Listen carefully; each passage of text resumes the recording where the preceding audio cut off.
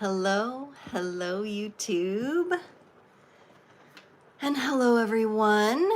It's Friday, September 12th, 2025. I'm coming to you live with Frequency Friday. Wet hair, messy, somewhat put together, but hey, we show up, right? We show up and we keep showing up.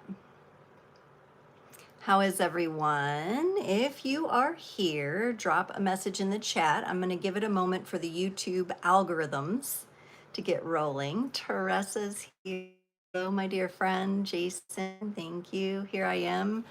I'm going to get, I don't know if it's pushed it yet. 1 second.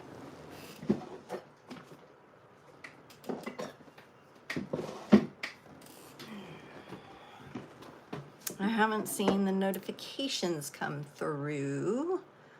Let me just check on something here.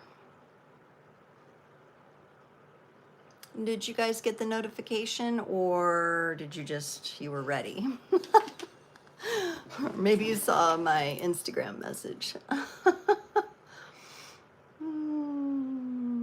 Because usually there's a notification. Yeah, isn't that weird? You were ready. All right, I think I need to check this real quick to see if it's even public. 1 second.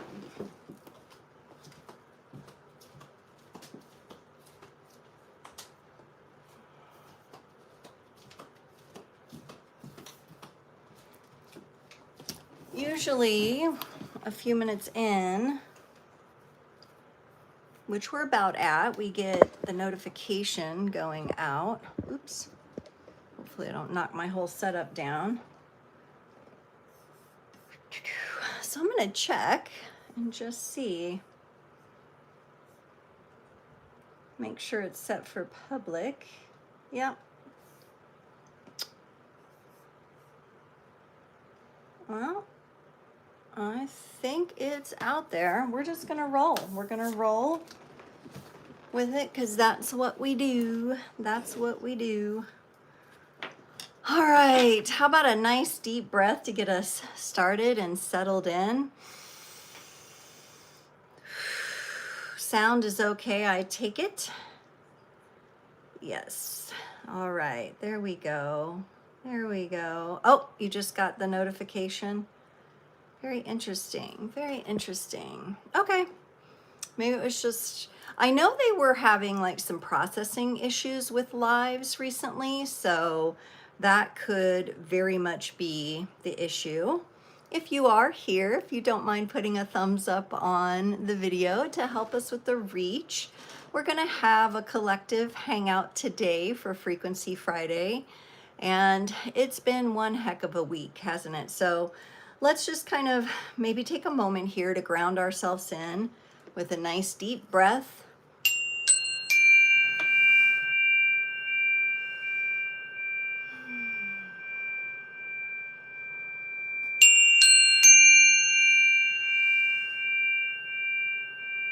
Hello, everyone. Just becoming present in your own body and your wholeness.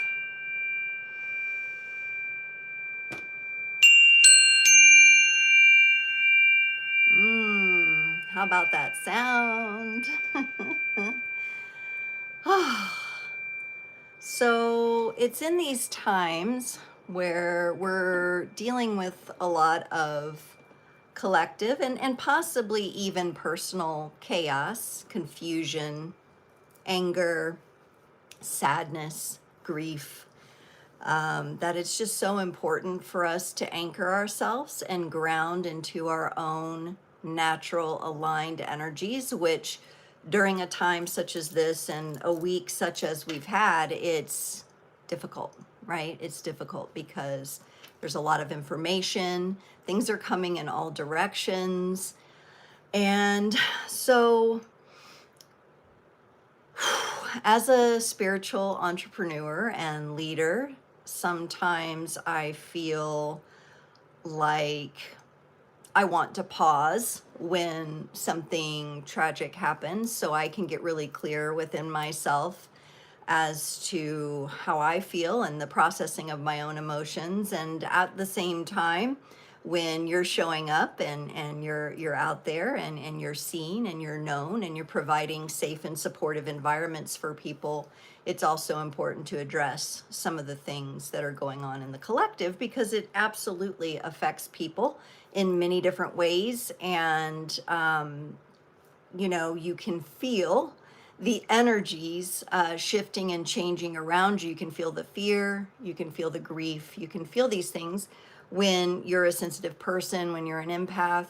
And even if you're not like a really powerful empath, it's not your default, you can still feel these things. And so, being someone who has really been committed to healing and being present inside myself and really bridging the wedge between the conscious and subconscious mind and all of these things, and it being a part of my mission in life to hold safe space for others, I do want to comment.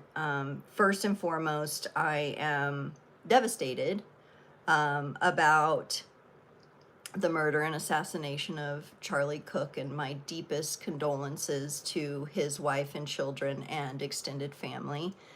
Even as I'm talking about it, I can feel the gut wrench, because as a mother myself, as a partner myself, I would absolutely be horrified to witness that with one of my loved ones. And I'm going to shoot you all straight here with my words. I'm a nonviolent person, but I want to be very direct about the fact that when I heard about the incident, I did not know who he was.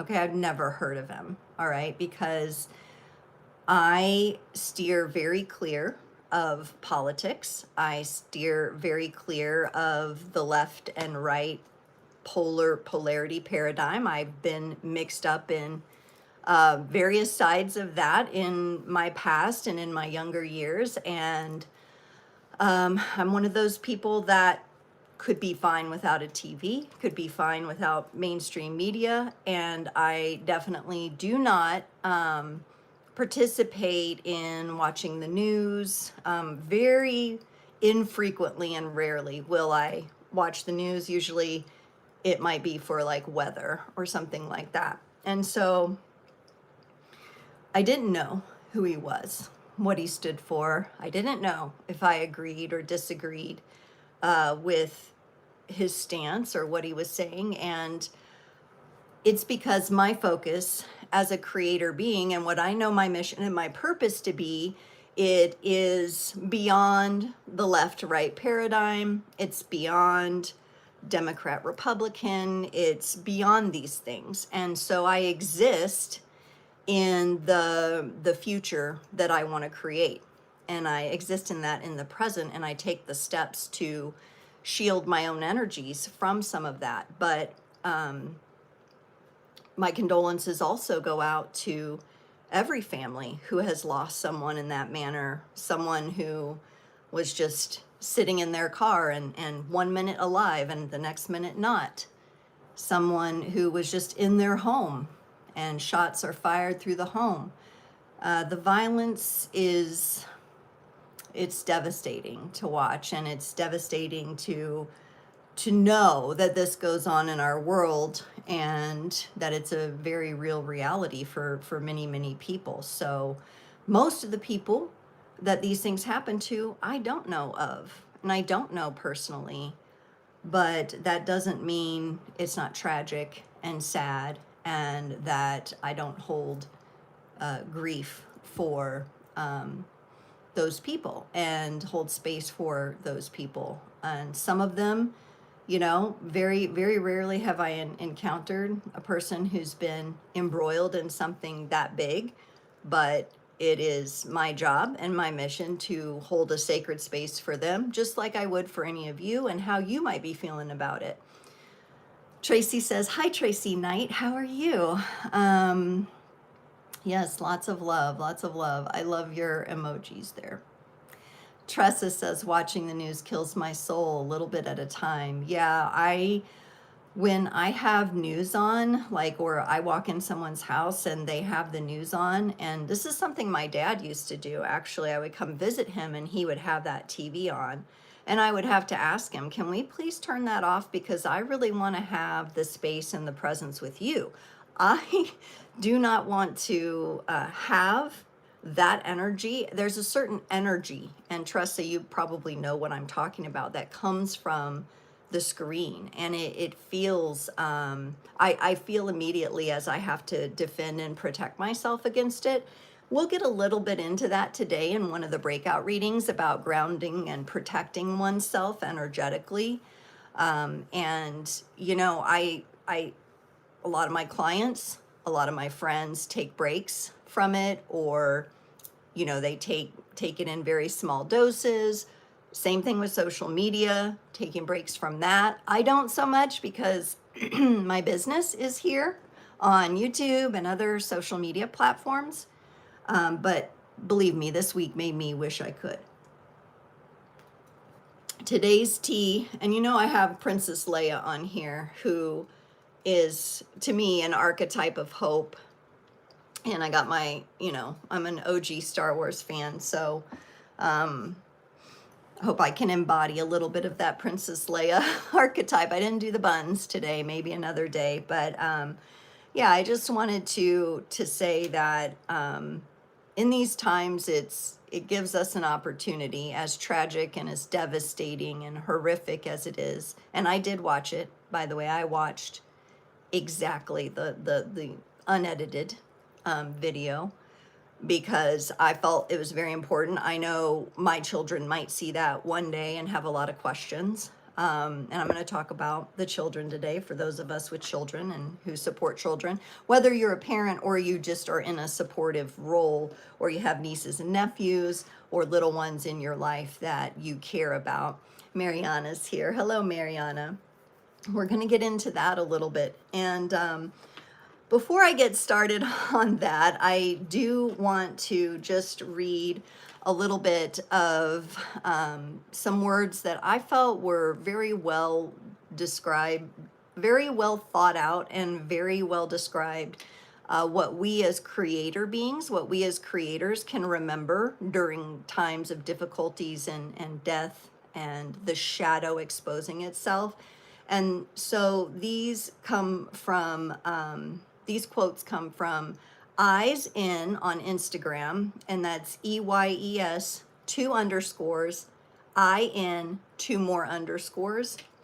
And he's on Instagram, and he posted a carousel post, and several of the slides really resonated. And one of them is this: one of the greatest tests of our time is not to lose ourselves in what is playing out on the world stage, while also preserving our empathy as we bear witness to the shadows revealing themselves. And another slide said, glory be to those who have cultivated peace within and are offering it as a refuge to a world at war. And I just thought that was very well constructed, and it resonated with me in the way that I'm feeling and with what I do. And so I wanted to share that from Eyes In on Instagram. All right. Am says, what is OG? I guess I always say OG Star Wars fan, original gangster. I think it's important to laugh a little bit, right? When we're going through these heavier energies collectively, we can get a little bit of laughter in there. So like when I say original gangster of Star Wars, like I was obsessed with it. Okay. As a child, the movie gave me hope. It gave me, I felt a connection to that Jedi energy, right? And so, yeah, that was, you know, and it came out when I was 2, the first one, in 77, right? A New Hope. And then Empire Strikes Back, and then Return of the Jedi, right? And so that was a huge part of my childhood. So I just mentioned that because sometimes I make references to that, but yeah, thank you for asking. Yeah. I always say I'm an original gangster of the Star Wars. Well, they call me a fangirl. There you go, Star Wars fangirl. But it's the old school. The original three are my favorite. The prequels I like too, because Lucas still had full like authority over those. Once it got sold to the big D, I was like, not so much, right? I preferred it in its original context. So, all right, as we're settling in, we're going to get into a collective oracle reading today, which I selected the decks here very carefully because I wanted to choose decks that were more gentle and kind of soften the energy, since it has been collectively kind of a rough week. Maybe not everybody is experiencing that, and I acknowledge that. There's people from around the world who tune in here to Frequency Friday. But I think we can all relate to the emotions that get kicked up. And we can all relate to there's a lot of shadow in the collective right now, in the effects field that is showing up to help us learn and grow. It doesn't make the things that happen right, it doesn't make them aligned with natural and cosmic law, but it does definitely request that we grow from these energies. So I think this oracle reading it's really meant to help us get grounded and soften within ourselves so that we can be more attached to the qualities and the virtues that we want to uphold as creator beings. So, my channel is all about helping others feel empowered and encouraged and inspired, even coming from dark places and dark shadows. It's about forgiveness, it's about cooperation, it's about working on yourself in such a way that you are able to come to a table and communicate with tribe and with others who have differences from you. I do think that's important. I think humanity collectively is a little immature in these energies still. I think it's going to take some time and some really hard lessons, but I do feel that that's important. And so you creator beings, as I call you, and I've talked about it previously on my channel, being a creator being, if you imagine what it's not someone who constantly remains in a reactive space, what I would call a reactor being, who constantly gets pulled about by the different narratives and the different mind control programs and brainwashing that goes on in the collective. Creator beings are people that have an awareness of, wow, something's not right here, and I'm going to do my best to focus on what's in my control to make a difference in my own unique way, aligned with my purpose and mission. So if you're feeling that, put a thumbs up on this video, help us get it out in the algorithms, drop me a comment, say hello. Are you new to Creators on the Crest, or have you been here a while? All right, we're going to start with the Healing Waters Oracle here, which is what I've been shuffling. And oh, this is lovely. We got the pink dolphin, and it's about celebration and fun and unbridled joy. It means having an open heart. And here we see two pink dolphins. It's kind of has an abstract feel. You can see images coming out of the card, and you can see the pink and the gentle colors coming out of the card. But dolphin energy, I mean, if you're around dolphins and you don't smile and laugh, I don't know what to tell you. You've got a lot of work to do, okay? Because dolphins are absolutely amazing creatures. I would say the pink dolphins would be something more rare. And this may be a message for all of us of has happiness and joy and laughter and lightness and play and fun become too rare in our lives? And are there ways in which we need to embrace this and open up to it and reconnect with our own inner children, reconnect with that inner child within, and enjoy the freedom that it that it is to be young and to have that young and open heart. And we're being invited into that now in these energies with this reading. And it's starting us off with the pink dolphin.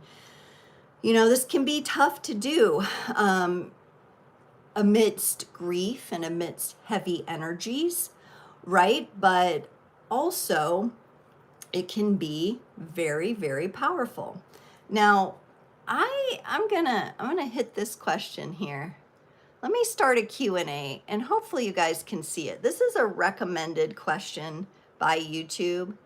I don't know if you'll be able to see it. Like on my screen, it shows up here, but I know on some people's phones and stuff, but it says, do you have a song stuck in your head? And with the dolphin and the playing and the carefree, is there like an upbeat song or a happy song or a song that takes you to your happy place?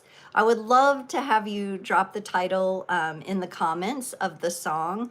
Is there a song that brings peace to you, that helps you relax more into these energies when you need to feel like a lift? Now, I know for me, I love Celebrate Good Times. Come on. I love the groove. I love the moves. I love that song so much. And so that's one of the ones that I will put on because I can't help but dance. I can't help but move. I can't help but have fun. So I'm very curious, is there a song stuck in your head or a song that comes up for you that is your happy song? And let's comment on that. Let's share that in the comments. I'd love to hear what music you love listening to and that brings you into that happy place or helps you appreciate that.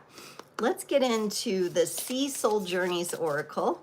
Just a reminder to everyone, today's Frequency Friday is collective readings, but every other Sunday evening, I have live Q&A where you can come on and get a little free mini reading, a personal question or a theme that you want to ask.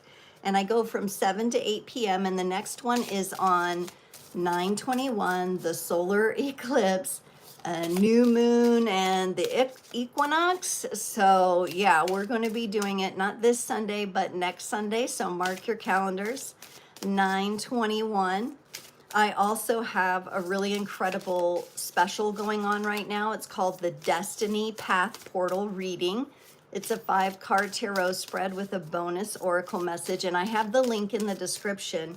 It's a great price for a great type of reading, and if you would like to take advantage of that, it lasts from the start to the end of the eclipse portal here. And so I launched it on the 7th, and it lasts till the 21st. If you're interested, check that out below. Oh, here we go. So the Sea Soul Journeys Oracle, also a very soft deck, very connected to the ocean, right? We got compassion. May you tend to the suffering. Compassion. May you tend to the suffering. And what I really, really like about this is that it is showing us here the rocks, okay, by the ocean. Now, in this particular card, the sea looks calm, but in some cases, we know that those waters get a little bit more active and splash against those rocks, and where water meets earth, right? And that it's a reminder that we can shape the future with compassion, with kindness. And this means it starts within the self. This means actually having compassion for yourself as a human being, and then being able to extend compassion to others. And sometimes I think we find it easier to extend compassion to others and we can be hard on ourselves. So that might be the case for some of you. Some of you might be working on, wow, I'm such a giver, I'm so kind to others, but maybe I need to be more kind to myself. Maybe there's something in my body that I need to work on here, that I need to release, that I need to forgive. And so compassion is coming through. Start with yourself and then pay it forward with others. Tressa says the song that comes up for her is the Fight Song by Rachel Platten or Champion by Carrie Underwood. Very good. Yes. It's those types of songs that really you can't help but sing and dance when you hear them. You can't help but get your vibe up, right? And it gets more upbeat, more happy. I want to hear more songs. What's your most favorite happy song, or what puts you in your happy place? Let me know. Let me know. As we move on with the Oracle reading, I love these little circle cards here. This is the Spirit de la Lune Oracle. It's a moon inspired deck, so it talks of the moon phases. It's a little slippery here, so I have to kind of focus on the shuffling for this one, but let's see what the Spirit de la Lune has to add to our Oracle messages today. Ooh, and this has been coming up as well for a lot of my one-on-one clients. And in the personal readings I'm doing, we got number 7, the waxing crescent, and expansion. Expansion. Now, sometimes when we're expanding into energies that are the shadow, and that allows us to expand into more light. As we expand into more light, we understand and have more of a holistic understanding of the light and dark and the polarities, right? And so it's very interesting. The waxing crescent would indicate that we're building up to the full moon. Now, at this current time, we've had a full moon, but we are in eclipse season and we're building up to a solar eclipse new moon, which is going to be very interesting, meaning light will be on that dark moon, right? Very, very interesting. Those two things combined there. And this expansion would be connected to Jupiter energy. So some of you who like to take notes during these sessions, you may want to look into your Jupiter placements to see what zodiac sign, what house that Jupiter falls into, so that you can focus on expanding what you would like to as a creator being. There's definitely plenty of shadows going on in the collective, right? So maybe there's some other things we want to expand into. And I think there's great importance in those of us who can anchor in these energies during times of chaos. So today, is all about finding clarity in the chaos. And where do we find that clarity? We find it by going within. All right. No one's saving us here. We're saving ourselves. We're going within. We're finding the answers within. And this takes some work, and it takes getting real with yourself, right? But I love the vibe of the expansion, that we can hopefully expand into a greater collective heart space through our own individual work. We affect the reality field just as much as anyone who might be performing hateful and violent things in the collective.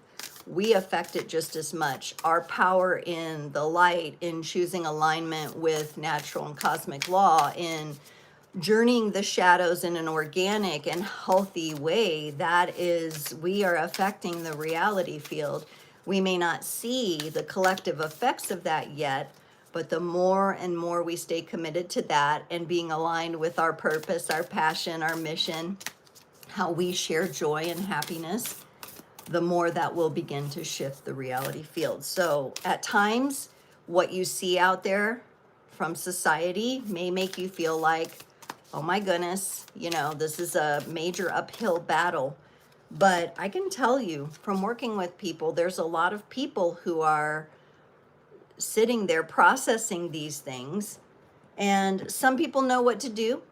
Some people don't. Some people do the inner work. Some people don't. But never underestimate your power as an organic light and shadow worker. As you're working to find that balance and that wholeness within, that is definitely something. It can't not affect the reality field. So never underestimate your own power to ground and align, and what that does for the people around you, the people around them, that ripple effect going out, which is why in the thumbnail image today I had the water rippling out, right? Because you do have an impact, and we can't let the darkness that is out there, and when I say darkness, that's not the natural shadow that helps us learn and grow. That's violence, that's inversion, that's going against natural and cosmic law. So when we're seeing that, and that's all over the place, and they've even spun it to such a degree where it's addictive to people, right? We you can see it. I mean, just flip on Netflix or Prime or whatever, and you just see drama and horror and true crime and everything, and it becomes addictive to people, right, as well. So it's a lot to have existing in the same field while you're trying to do the inner work. All right, we got a bit of a community message here. This is coming from the Whispers of the Ocean Oracle, and we got number 4, life is better together. Seek assistance from your community. Connect with family, friends, or others who will support you. It can be as simple as making a phone call. And look, we have our dolphins again. We got the pink dolphins, and now we have, these dolphins have kind of a special name with the little shorter heads. I forget what their name's called, but we have a whole pod of them, and they're coming together in community, right? And this is important, especially at a time where there is so much division and so much polarity going on. Find your tribe, find your people, connect. Even if it's not a phone call, maybe it's a voice text to someone, maybe it's a message on Facebook to someone you haven't reached out to in a while. Start with the people you feel good about. This isn't about, pushing through your boundaries and not honoring boundaries that you have with people who feel like energy drains to you. This is going to be the people that, like, you know what? I really liked their vibe. I really liked their energy. Or I really feel naturally inclined to pay that person a compliment or a visit. This could be checking in on someone. For some of you, this might be someone elderly in your community. It might be a child that maybe just needs a little listening ear or a little bit of support. And coming together during times of great upheaval can be very rewarding and very strengthening for all of us. So like you've come here today, which I truly have so much great gratitude, and I'm so grateful for you. Similarly, keep looking to that in your communities. Keep making connections. Sometimes it's just one a day, one small connection a day to help you, and not only help you, but help them. Or just spreading some warm fuzzies. Whatever happened, we don't talk about warm fuzzies. Remember warm fuzzies, cold pricklies, right? And they teach you that when you were a kid. And I remember in, I don't know if it was like Girl Scouts or something, we used to make warm fuzzies with yarn. We'd make a little yarn ball and then cut it up and make it like a little fuzzy. And then you could give your warm fuzzy to someone, as a, little act of kindness. So that's a great project to do with kids, and to have the discussion of what's a warm fuzzy and how can we maybe make someone's day. And when we make someone else's day and we genuinely and authentically reach out to them, it makes us feel good too. And there's nothing wrong with us feeling good about that as well. It's cycle, it's communal. All right, and then lastly, our last oracle card for the reading today comes from number 14, Earth, and it says nurture nature. And I really feel like this is the card that brings it all together. There's a lot going on in the card, so let me hold it up a little closer so you can have a look. We have the earth down here, and what's really interesting is there are some swirls over the earth, almost like representing, the storms or the changing winds. And then there are a multitude of different flowers. This is the Beyond Muria deck, but they have kind of vibe.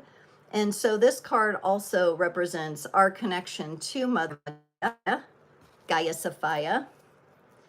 We've got swirls in the clouds. We've got thunderstorms up here. We've got rainbows and clear skies. And this character reaches out and has this beautiful fanned headdress made of maybe feathers, organic materials here. So one reflective question for all of you would be, how can you nurture nature, both your natural environment, but also the nature within you that is connected? As a creator being, one of the things I've come to know is that I have a beautiful and very sacred agreement with the planet to be incarnate here on her body now at this time. I do not see the earth as just some ball of dirt. To me, the earth is a living being in and of herself and is to be respected and loved and celebrated. And nurturing that connection. All of you have the same sacred connection, otherwise you would not be incarnate here, working through these dynamics on her body. So this, to me, also for some of you who have done or are connected to plant medicine, that could be one of your portals there. Some of you may be botanist or have a bit of a green thumb, and that could also be represented here. Some of you may be working with the elemental energies in a very specific way, maybe with the wind. Some of you are working on rooting yourself with a deeper connection with the planet. Now, I talk about it and it all sounds nice, but each of us has to form our own connection with her in our own way. And that's what we're being encouraged to do here when we nurture nature. So nurturing ourselves while we nurture the planet. This can be very simple acts, like sometimes when I go on a walk, I'll take a bag and I'll pick up trash just around my local area, right? Instead of just leaving it there and thinking, oh, I didn't do that, or someone else will pick it up, why not just take that with you? I'm going on a walk anyway. It's not that big of a deal. I can fill up a little bag and put it in my garbage can when I get home. So it's these little acts that we can employ to be in better connection and leave someplace better than we found it. Actually leave someplace better than we found it, which I was really thinking about that yesterday. It can be a struggle to feel like, am I even making a difference? But the planet knows, she knows, you're in connection with her. And I think deep down and in these aspects of our greater being, we also know we truly are making a difference. It just, sometimes in all the noise, we may feel like that gets lost a bit. So let me know how you're feeling in the comments. Let me know if you're here. Let me know your vibe. I want to hear about that a little. I'm going to do a little clearing here because I just love these chimes so much.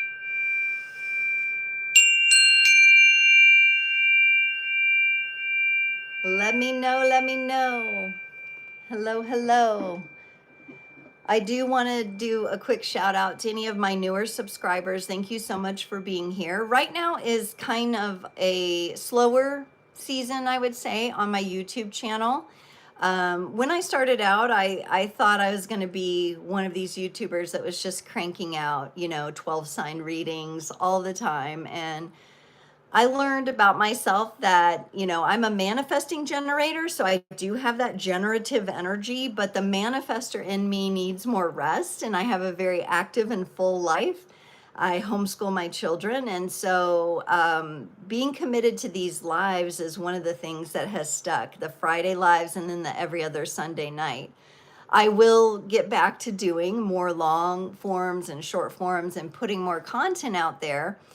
But right now is a time where I'm also going through a great clearing of my home, getting ready to have a garage sale. And it's more than just clearing out items from the house. It's an actual transformative process that's happening within. And so I have to just dedicate my time very specifically. And as a creator being, when I come online, when I come on video, I want to really be in my fullness for that. It doesn't mean I wait. It doesn't mean I have to be perfect, but it does mean that I want to be able to show up reasonably and authentically for you. And so that's why I share that information. So for those of you wondering, oh, why is she not doing the sign readings?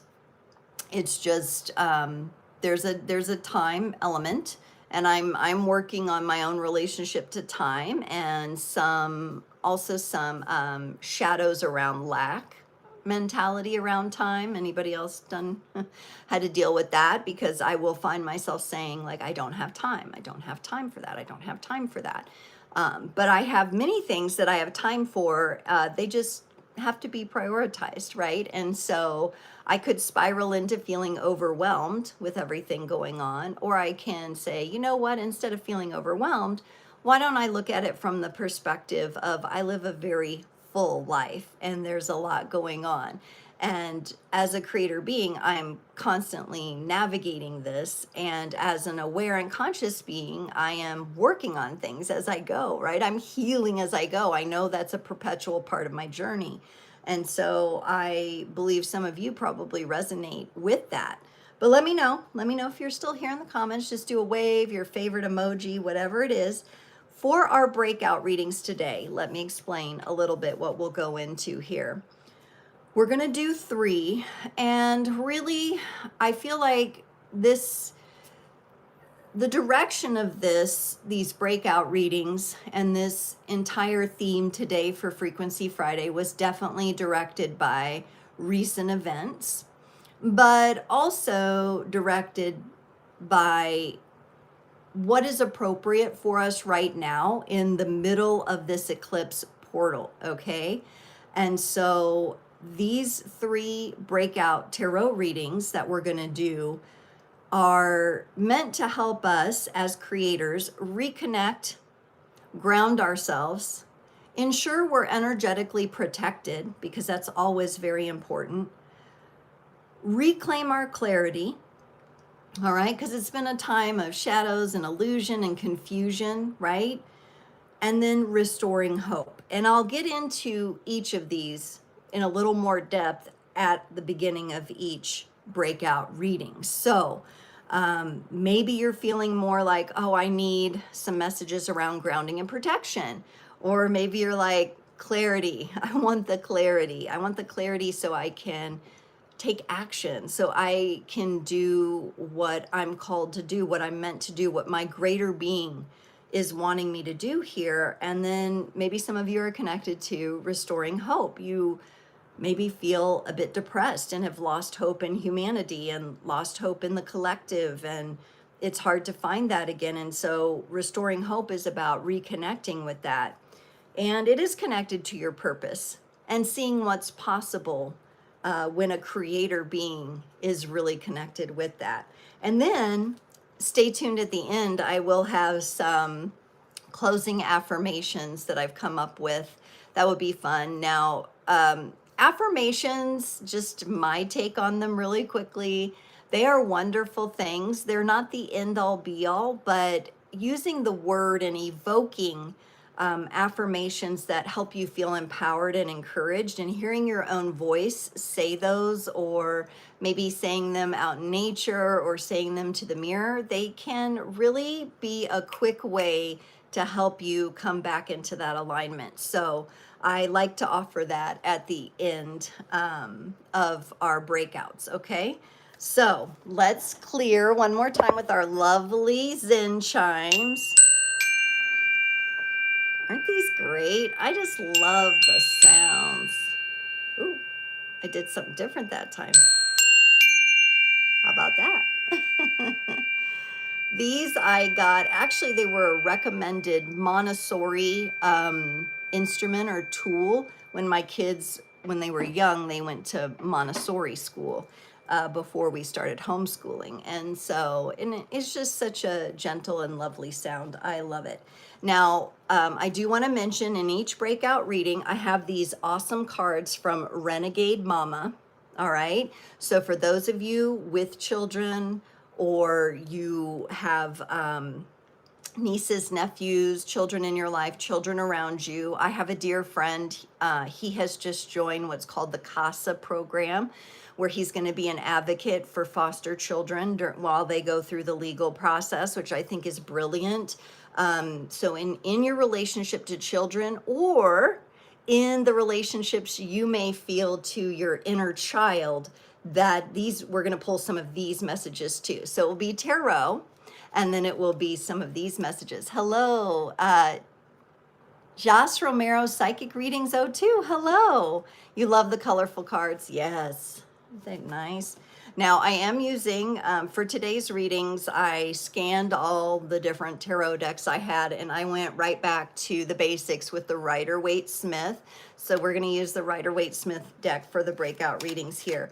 We're starting off with grounding and protection. So for those of you who are resonating with that, this is about being able to create a safe environment inside yourself while experiencing and witnessing the storm.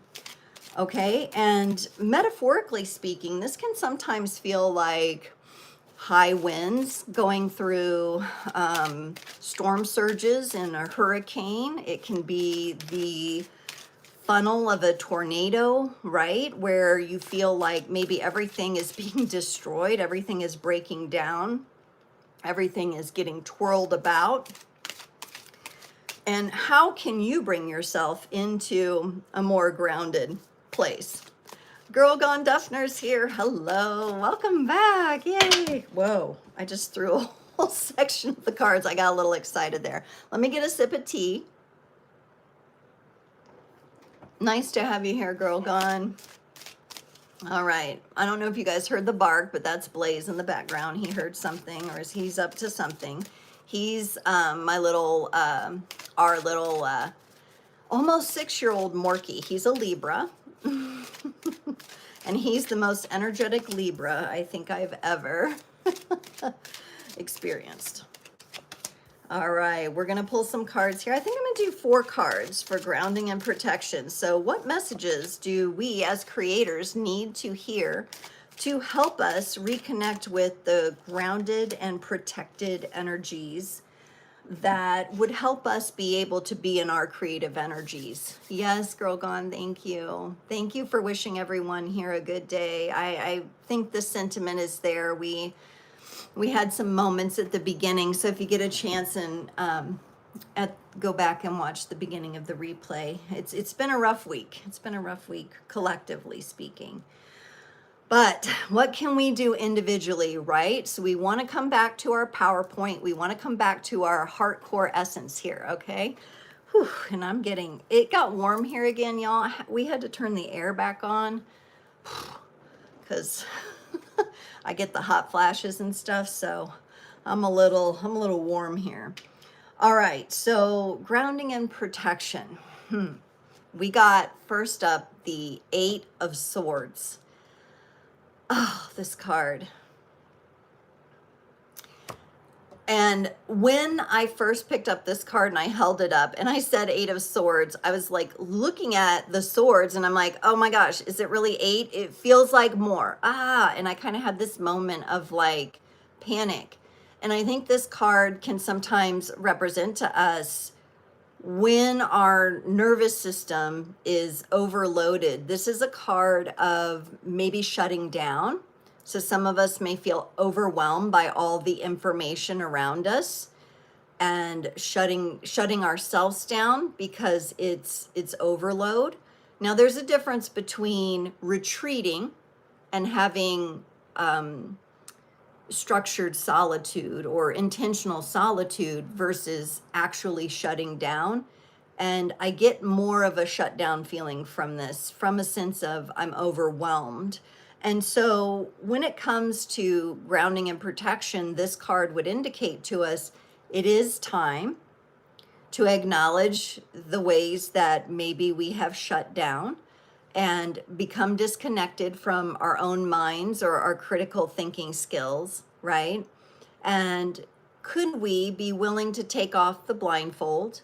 Could we be willing to unravel ourselves? Could we be able to release ourselves from these bonds and trust?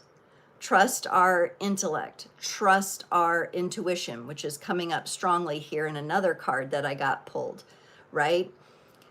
This is about really taking a look at the self and where we might be shut down. It's very difficult to ground in when you're overwhelmed, exhausted, or you just feel overloaded, right? So first it's just about, let's look at this.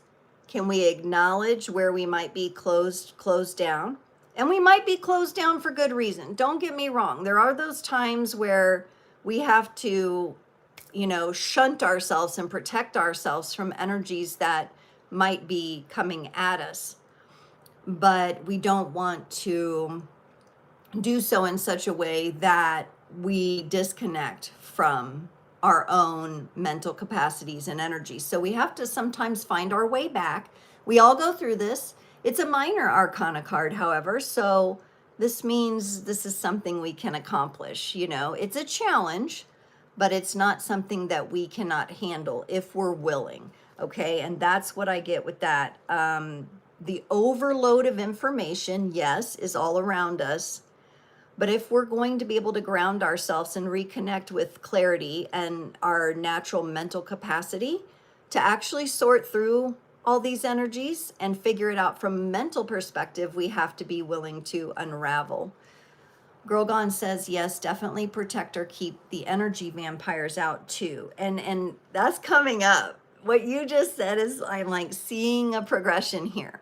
So after this card, it's very interesting the card we get next. And I really like this card up next for us after the Eight of Swords, because this card does not demand that we tear these off and, just blaze like ahead with like no thought, right? We're needing and wanting to be grounded in our thoughts. And so what comes up next is the Page of Pentacles. So the blinders and the bonds have been removed here. The Page of Pentacles is learning strategy, okay? The Page of Pentacles is learning practical ways to protect oneself and to ground oneself. Now, I'd like to hear in the comments for those of you who are aware of the dynamics of energy and that it's important to keep the energy vampires out. Energy vampires can also come through the form of something that's coming through your TV, through social media, and collective energies in those ways as well. Energy vampire doesn't always necessarily mean someone personal in your life. It can, and certainly you want to make sure that you clear out those energies for sure. But in what ways might some of the vampiristic energies of the dynamics of polarity and the inversions in our collective be pulling on you, right? And so if you're removing the blindfold, you're removing the bonds, and you're saying, okay, I am ready and I'm going to look at this. The Page of Pentacles is just such a great card to do that with, because you're able now to hold what you've seen and experienced, and you're able to put yourself in the perpetual learner mode, right? And you're able to go deeper, but in what kind of way? In a grounded way, because pentacles are the earth energy. So it's pulling us in. It's allowing us to curiosity and a little bit of confidence in what we're learning through the difficulties that we might be seeing going on, whether they affect us more directly or indirectly. Either way, these things are important. And yes, Girlgone says, I've been grounding in the sun in the morning to recharge and clean. And that's beautiful. Look at all the yellow. I mean, when I was a kid, the sun used to look yellow. Now it kind of looks more white. That's a whole other program for another time. But I do feel that vibrant solar energy. And, we're coming up to the solar eclipse on the 21st. So what a wonderful way, what a powerful time for you to be utilizing that sun prana to help yourself ground. I really like that as an idea. Thank you for sharing that. Yeah, I don't like the heat, but I love the sun. And I'll say I love the heat if it's drier, but where I am, it's a bit more humid, so I end up sweating. But your idea of grounding in the morning before it gets too warm and even maybe doing some gazing, I really like that idea. Finding the balance in that, right? Because I think that's really important, and we get that vitamin D, and it's a good connection. It's our central star, so it's beautiful to connect. It's connected to our heart core essence, which is also connected to the earth, which the Page of Pentacles pulls us down and says, okay, enjoy the sun, but you're here on earth. Plant your feet. Plant your feet and begin to look at what you're holding on to here. So remember, this is about us gaining some mental clarity, right? Here we want to do that, which, you know, this kind of is going to take us into reclaiming our clarity, but we have to get those mental energies sorted. The Page of Pentacles is a lovely energy to begin to do that. It does not indicate that it's going to happen overnight. There's going to be a progression from the Page of Pentacles to the Knight of Pentacles to the Queen to the King. All right. And so that's going to take some time. This is a slower moving energy. So if you're feeling like you are having trouble integrating in like energetic protection or grounding energies, take your time with it. Give yourself a little grace. Do you all have, let me know in the comments if you have a good energetic protection that you use. I'll just say for me, I use what's called the Circle of the Magician, and that is one of the most powerful protection tools that I have come up with. There are others. With my kids, I use eggs, because the kids love to play with that energy, and we talk about imagining yourself being surrounded by an egg and what color is your egg. And you know, especially my daughter and son, they love to have like little competitions of like, well, my egg is purple and pink swirled, well, my egg is like a dragon egg, you know. And eggs can be the shape, you know, going around your body can be a great way for you to feel energetically nurtured and held. So let me know your ideas and what you utilize to help protect and ground in your energies. Once you've protected yourself, hi Jay, once you've protected yourself like I do with the Circle of the Magician, I'm able to, what it helps me do is recognize what's truly in my field. Okay, so I can draw my circle very quickly, or I can take more time with it and I can have a more slow and meaningful experience in drawing my circle. I could do it in the shower, I could do it in the car, I could do it before bed, I could do it anytime I want. Okay, and so through that energy, I am able to see what is in my field that is naturally mine and what is not mine that has entered my field. And then I can deal with what has entered my field that is not mine in my own way, which is another process. So the protection and the shielding helps, right? Now, some of you are responsible for children who also may need guidance and help, and you as their steward may want to help teach them how to protect their energy as well. And it does have to do with decision making and the choices we make, right? But it also has to do with trusting our own natural grounded presence and being able to discern what is ours and what is someone else's. Jay says, could I ask a question? So Jay, these are collective messages. If you're looking for a personal message on Sunday, the 21st of September from 7 to 8 p.m. Central, I will be doing free mini readings, and those are where you can come on. I recommend coming closer to the 7 o'clock hour, drop a question or theme in, and you get a personal reading. But certainly we do have conversation in here about collective energies, so you will see that, and please do ask. And it looks like you have. Okay, real quick, Girl Gone says, I use my crystals, amethyst, and my black dragon obsidian necklace. Yes, I absolutely love the use of the black stones and crystals for protection. They are very, very good. They also do help with grounding. And then the amethyst is that beautiful clearing energy up here in this space. And I love that. I love that. Wouldn't it be cool if YouTube pulled this as the thumbnail? It always gets me doing something weird. I think I've had like one good YouTube, like, because the AI will come in and like grab the image. And so I think this one would be cool. But I doubt it will. It probably already grabbed what it's going to use. Jay says, could I ask if spiritual people perceive things differently than regular people? Interesting question, Jay. And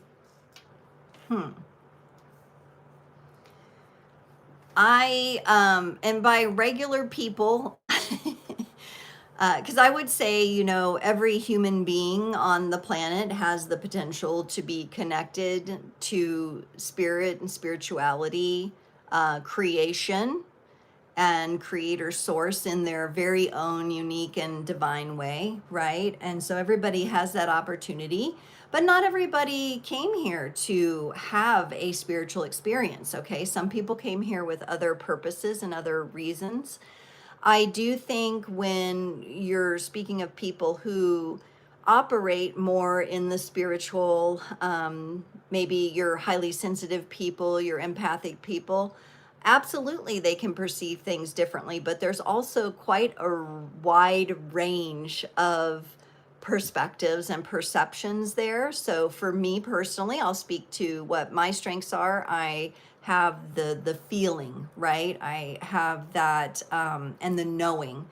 I don't get as many visualizations, okay, like the clairvoyance as some people do, but I get a lot of claircognizant, clairsentient energy, energetic feelings. And so, yes, I do think too, the more that people open themselves up spiritually in a safe way. You can't, I mean, I've seen people go willy-nilly and just open up wide and no protection, no grounding, and they're like, whoa, I'm gonna go in, and they get carried away and all these whooshy energies, and it's there's a lot of nets, traps, and snares.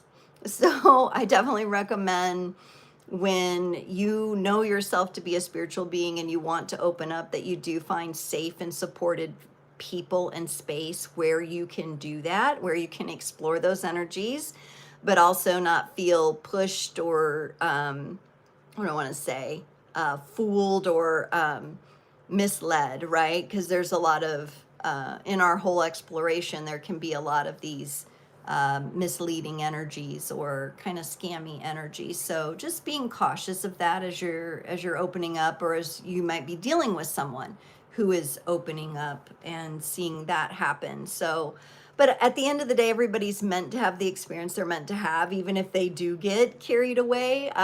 Maybe it's part of their lesson to learn how to ground themselves. It could be a major life lesson for them. So yes, I think that highly sensitive people, empaths, spiritual people do perceive things quite differently. I think sometimes they see and know and feel things that the regular or average person may not take into account. And that's not a right or wrong. Some people are just more practical and pragmatic and real world sensing people. And that just might not be their go-to. But I do believe at some point every soul will go through some sort of spiritual experience when it's their time to do so. And Jay says, I sometimes feel I see things differently than other people. Absolutely. And that's an important awareness to have about yourself. Jason says, I definitely have a different perspective than most. Yes, absolutely. I concur. Jason is my partner, and I know he definitely has.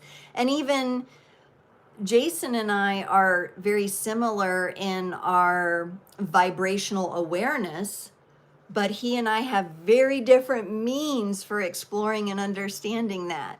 So we very much resonate on that sense of, we have this vibrational awareness of the things that are going on the planet with the collective, etc., within ourselves, but we have different paths to navigate that. And so I think that's something to consider too. And his way is not better than my way is not better than his way. We both have our own unique ways, and that works for us. We both have different portals of receptivity, and so, and different perspectives. And when we can find people and tribe and ways that those can coexist and overlap and even enhance one another, that's when we get a solid community going, right?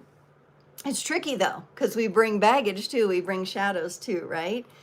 AM says, I'm claircognizant. Great. Yes, AM. Love to hear that. And Jay says, I've always wondered why I've never fit in and why relationships don't work out for me. I do have clairvoyance, but I never knew it. Yes. Yeah. So it may have been something that you've always had, you experienced from a very young age. I too had something similar with my clairsentience. I knew things, I didn't know how I knew them, and I didn't have, with my parental upbringing, I did not have a framework to understand that because I was brought up in the church, and that's what my parents knew. And it didn't fit quite right for me, and I was seeing other things, I was questioning other things, and honestly, they just didn't know how to answer that or provide space for me to grow into that more. It is a journey that I took a little bit later in life when I became an adult. So Jay, you're in the right place. Make yourself at home at Creators on the Crest. And now you're realizing these things about yourself, and you will find, I know it's definitely, I think anyone here who's been on my channel for a while, the people I'm connected to, we all had those moments where we're like, we just don't fit here. Why am I here? Why do I belong? What am I doing here? How am I ever going to find my tribe? How am I ever going to find my people? You will. It is a risk, and you have to trust yourself in the journey, but you will. And it's frankly, it's not, we don't have a lot of greater understanding about this in society, so it can be a little tricky. And then you have people who are, drawing people in on what sounds good spiritually, but they're greedy and they're cultish, and it's like, wait a minute, what's going on there? And they have documentaries about them, 5 years down the road, and these people have like lost their minds and souls in these things, right? So at the end of the day, it's forming that connection, trusting your claircognizance, your clairsentience, your clairvoyance, whatever it is, it's being able to build the relationship with that and trust it. Trust your intuition, which is coming up here as well. And really good conversation here. Girl Gone says, like a tree, for example, people say, I just see a tree, where others can go into more details. So yeah, I think we view things differently. Question for you guys, because I love that you bring up the examples of a tree, because when I go hiking in the woods, I will go for a little ways, and then once I get to a point where it's quiet and I stop and I pause and I like just kind of gaze into the trees, I can see and feel them breathing. And sometimes I say I'm not clairvoyant, isn't my dominant, but I can actually see the breathing of the trees. So I don't know that everybody has had that experience. And I'm not talking about being drug induced and seeing that. I'm saying, like, if I'm really present in my body and really grounded, I can see the forest breathing. I can see the trees breathing. That's something personal to me that I've noticed. Kind of like being naive. Yes, there's naivety, but and naivety would be represented in the page cards in the tarot, but also curiosity, right? I definitely would describe myself as naive. There's been people I've encountered in life that were like on drugs, and I didn't know they were on drugs until like months later, and I'm like, oh, what? And then I'm like, oh, no wonder. So I do carry a bit of that naivety myself, and I've been through that. I would say I'm a lot better now at identifying that up front because I'm 50 and I have a lot of experience, But I definitely went through many periods where I was like flabbergasted of what was really going on. And even though I'm intuitive, like I knew something was there, but my mind couldn't construct the real story of what was really going on. So in a lot of ways, like as a sensitive soul, and like even just seeing what's happened in the collective lately in the violence, like I can't, my mind is like, it does not compute to me how anyone could be in that kind of a the darkest depths of the inversions that and stuck there, right? So yeah, but I've learned sometimes the hard way and sometimes the very like it's in my face kind of way. Hi, Stephen Morton. Hello. Girl Gone says, like, oh, I already read that one. Stephen has foresight gifts and telepathic gifts, as well as non-harmful physical connections with fire. Wow, that's very powerful, Stephen. I just got the chills with that. I love how you said non-harmful too, because fire is a very powerful force. So people that have been gifted the ability to work with, would it be like pyrokinesis? Is that what you would call it? I know with air, people can move the air. It's aerokinesis. But that's a very powerful position to be in with fire, working with fire energy in that way. It can also be very beautiful. It can also be very artistic. And so that's very interesting that you have that. That is really cool. You know what I'm seeing, Stephen? I don't know if you do this, but I'm seeing like the Hawaiian, like, you know how they light those little poi balls on fire and they spin them like fire spinning? I've always thought that was like an art within itself. And I know you're talking about something more, but I'm just, you know, the movements of that and the beauty and the design. Fire can be so transformative to witness. Girl Gone says, seeing a ghost as a kid, I thought I was normal, but found out not everyone does. Yes, absolutely. Absolutely. AM says, yes, indeed. Yes, indeed. I love it. Girl Gone says, dreams too, lucid dreaming where other people don't. Yes, so I think we just have our own experiences. Yes, we have different modes of receptivity, different portals that we can access based on our blueprint. Some of this might connect in with your astrology. That's why, along with tarot, I love studying astrology. And once you understand, frankly, I love every personality test out there, human design, the Myers-Briggs. I love taking all those. Most of the things, when I take those tests and I see the results, I'm like, yeah, I know that about myself. Like I already knew it, but it was just kind of cool to get those different angles and perspectives. We're complex beings. So being able to expand into yourself in those different ways is really exciting. I mean, how can you not get excited about knowing the greatness of your greater being, of your full constitution beyond all dimensions, time, space? I mean, I think it's fascinating. And I will always hold that as something that's very intriguing and something that I look into deeper and deeper within myself. But I also too have very vivid lucid dreams as well. And sometimes I think I actually have astral travel experiences. I haven't necessarily set out to do that, but when I'll wake up, I have very distinct, like I was someplace and it was a real place. And that's very interesting to have those dreams.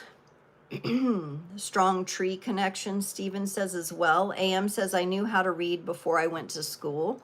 Yeah, you already knew that. Absolutely. See how it can come through in a very practical way as well. You didn't even, it was probably like, I already know this. I feel that way about some books too. Like I feel like I can hold a book sometimes, and like the Eckhart Tolle, the book that he wrote, the first Power of Now or whatever it was, like I didn't even read that. I'm going to be honest with y'all. I did not even read that book back in the day when it was so popular, because when I picked it up at Barnes and Noble, wherever I was the first time, I was like, when I put my hands on it, I'm like, I've already integrated this knowledge. I already know this. I don't need to read all of this. Like I had already, like, yes, I knew what it was. Stephen says, I was living in a redwood for 6 months as a tree sitter. Lots of symbiotic exchange occurred. Oh my goodness, yes. And I don't know if you were here when I pulled this very first, when I did the oracle reading, but we got nurture nature in this earth card, and you can see the tree being here and the connection. I thought that what you're saying now about sitting at the redwood kind of reminds me of that. And there's all kinds of little mushrooms and flowers and all kinds of things going underground, things going on above ground. Very, very beautiful card. AM says that's your issue too. Yeah, the violence and that stuff, it does not compute. Like it's and I think a lot of people have this reaction. A lot of people are shocked because like that just does not, their day-to-day thinking, they're not thinking, how can I go hurt someone else? How can I be, and so you hear people like, who does that? Who thinks like that? It's very, very difficult for a conscious, embodied, balanced being to understand how someone could be that far gone or that far manipulated. Okay. But it unfortunately happens. Jay says, I've always wondered when I was younger, like, how the heck do I know this stuff? I'm only 16. Yes. And that's because, Jay, your soul is not young. Your soul is old. You know things. You've already integrated things. They're already a part of your blueprint. They're already a part of your greater being, and you are connected to them. And but it can be a very isolating place too, because you're like, oh crap, I'm different. And you're in like a public school setting or something like that, and you're like looking around you like, oh my gosh, or whatever your experience was, right? Like it's just like, wow, like you have that realization, I am picking up and perceiving things that it's just not a part of these other people's reality. Girl Gone says, feeling vibration from the earth under my feet and the trees, living beings, and watching us and the clouds and the earth moving. I can break down cities and see land that could have been there before. Ooh, now that almost brought tears to my eyes. It gave me the chills too, because I have something similar to that happens to me. And I love this conversation. So I'm kind of diverting from the reading. I think there's importance here in the conversation. Because we need to, in order to feel grounded and protected and safe in our community, we need to relate. And I think this conversation is really important. So I want to thank all of you for bringing these things up. But I want to mention, for me, sometimes like when I'm driving, it happened a lot to me in my 20s. When I would go like on road trips, I would go by myself and like drive for 5 hours and go to a camp or do something, or go to visit a friend, and I would just be on the open road. I would look at the roads, and I would be connected with Mother Earth, and she would be like, these are my scars. You're driving on my scars. And I was like, like I mean, like, I have this weird relationship too with driving, that I like have to do it, but I don't love it. I much prefer being barefoot on the ground, like on grass or close to a tree or something. But yeah, like that, what you said, Girl Gone, reminded me of when you said I can break down cities and see the land. I have that too. And there's a lot of native indigenous energy around where I live. And I can tell where their sacred sites were, and I can tell where their graves were, and I can tell where the land is cursed, and I can tell where something's been done with the land that has damaged it, or it's it's been built on top of something. I can feel that as well. So very similar in that way. Stephen said, I haven't moved fire yet, just connected, as well as holding it with no feel of heat. That's cool. That's cool, Stephen. And I'm so glad that you're taking your time with it. I think when it comes to having these gifts, talents, and abilities, they can be very intriguing and very alluring. But if you rush into things, and you're not grounded in your own energies and in alignment with the cosmic and natural law and nonviolence, do no harm, that could be a very dangerous thing. So it's very nice to hear you're taking your time and you're feeling into it. You kind of have a progression here. It doesn't sound like you're rushing. It sounds like you're respecting it, which is beautiful. Jay says, I have also figured out I'm a chosen one and just figured out I'm only 22, 22, master number, but I've always wondered why I felt vibrations of events before events happened, or when the world of vibration is low, I feel it. Yes, absolutely. And I would encourage you, really feel into these different things that you're exploring. Really feel into them. Take some time with it, right? What does it mean, like the chosen one? What does that mean, to you? What do you know that to mean? What kind of responsibility and accountability does that hold? And you're only 22, which I say, that's 22 years of wisdom. But it's also, Jay, your brain is still fully forming for another 3 years. So give yourself a chance to explore this and really lean into some of this. Uh, you're going to proceed along so well if you give yourself the time. And I definitely get the feel from on here that taking your time with this and being responsible and accountable, because to have these unique, we'll say unique gifts, talents, and abilities that the average person doesn't necessarily possess or connect to, is a big responsibility as well, right? And so, yeah. Jay is also saying, very sad right now. Like when Charlie Kirk passed away, I was fine in the morning before, but in the afternoon, I felt very sad. I even told my manager at work, I take it. I thought people were not ready to hear a different perspective. Right. The breakdown in communication and just the entire mission that Charlie held was about coming to the table and having healthy debate. And it's kind of defeating when we see that shut down, because it's, and not just shut down, but ended in a person. There was more than just, there was the man, and we honor the man who is now deceased.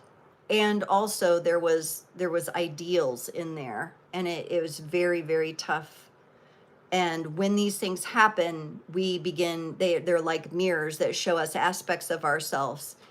That's why I wanted to do the sessions about grounding and protecting and everything like that. Then that happened and it was insane. You knew something felt off. Yes, absolutely. AM says, I absorbed it. I breathed it in. Yes. Girl gone. Definitely astral projection. I found out I can put myself in REM sleep to astral project. It's all in deep breathing and meditation state, then sleep. But be careful. If you can see them, they can see you. Yeah, that's very interesting, Girl Gone, because when I have traveled, I have like I have witnessed myself attempting to hide, because some of the situations that I'm in, like I've actually seen myself in these lucid astral travel dreams in a place where they're trafficking humans.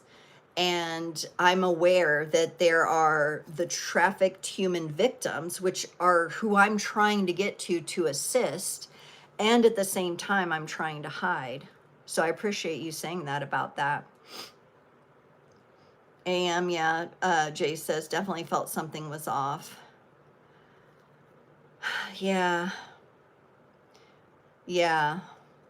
Yeah, AM, I have not had any tests done to see if I officially have native blood, but with my family heritage and dynamics, and how I know that my European part of the family traveled across the country, it's highly probable. And I've always definitely felt like connected to past lives as a Native American, as well as, that the high potential that it is in my blood this lifetime as well. Girl Gone was interested in Egyptian and Leonardo da Vinci and the old stuff and ancient at a young age. Me too. I actually did not like American history at all. I was like, "Ugh, this is so boring. How stiff and dull, you know?" And I was like, but I had this teacher and she went way into like the Egyptian stuff and the ancient stuff, and she was all excited about it. And I was like, this is it. I totally want to study the ancient stuff. I felt a big connection to that. Okay. AM says, I prefer to be chauffeured. Jay likes being on trains. It's odd. I always feel very connected to trains. Okay. Very interesting. Maybe because, you know, there's also been incidents on trains and rails and systems and stuff, especially in the States. It's kind of different in Europe. I mean, I felt way safer when I was younger. I traveled in Europe for a little while, and I felt way safer on the public transportation in Europe than I did here, than I ever have here in the States. So very interesting. But maybe I wonder, Jay, if sometimes you might be doing like a level of safety and healing work while you're on the train, and you're very called to that, you know, as well as maybe I know the motion of the train and the like it can help put you in your brain waves, get your brain waves so that you can really have a meditative, powerful experience. Stephen went barefoot for 3 years. That's amazing. Anybody as a kid never, you know, and you see little kids kick their shoes off and their parents are trying to put them back on, and it's just like, because they're nervous they'll step on something, hurt their foot. But kids usually want to be barefoot. You'd run around barefoot when you were little in the summertime. Yes, yes. Oh my gosh.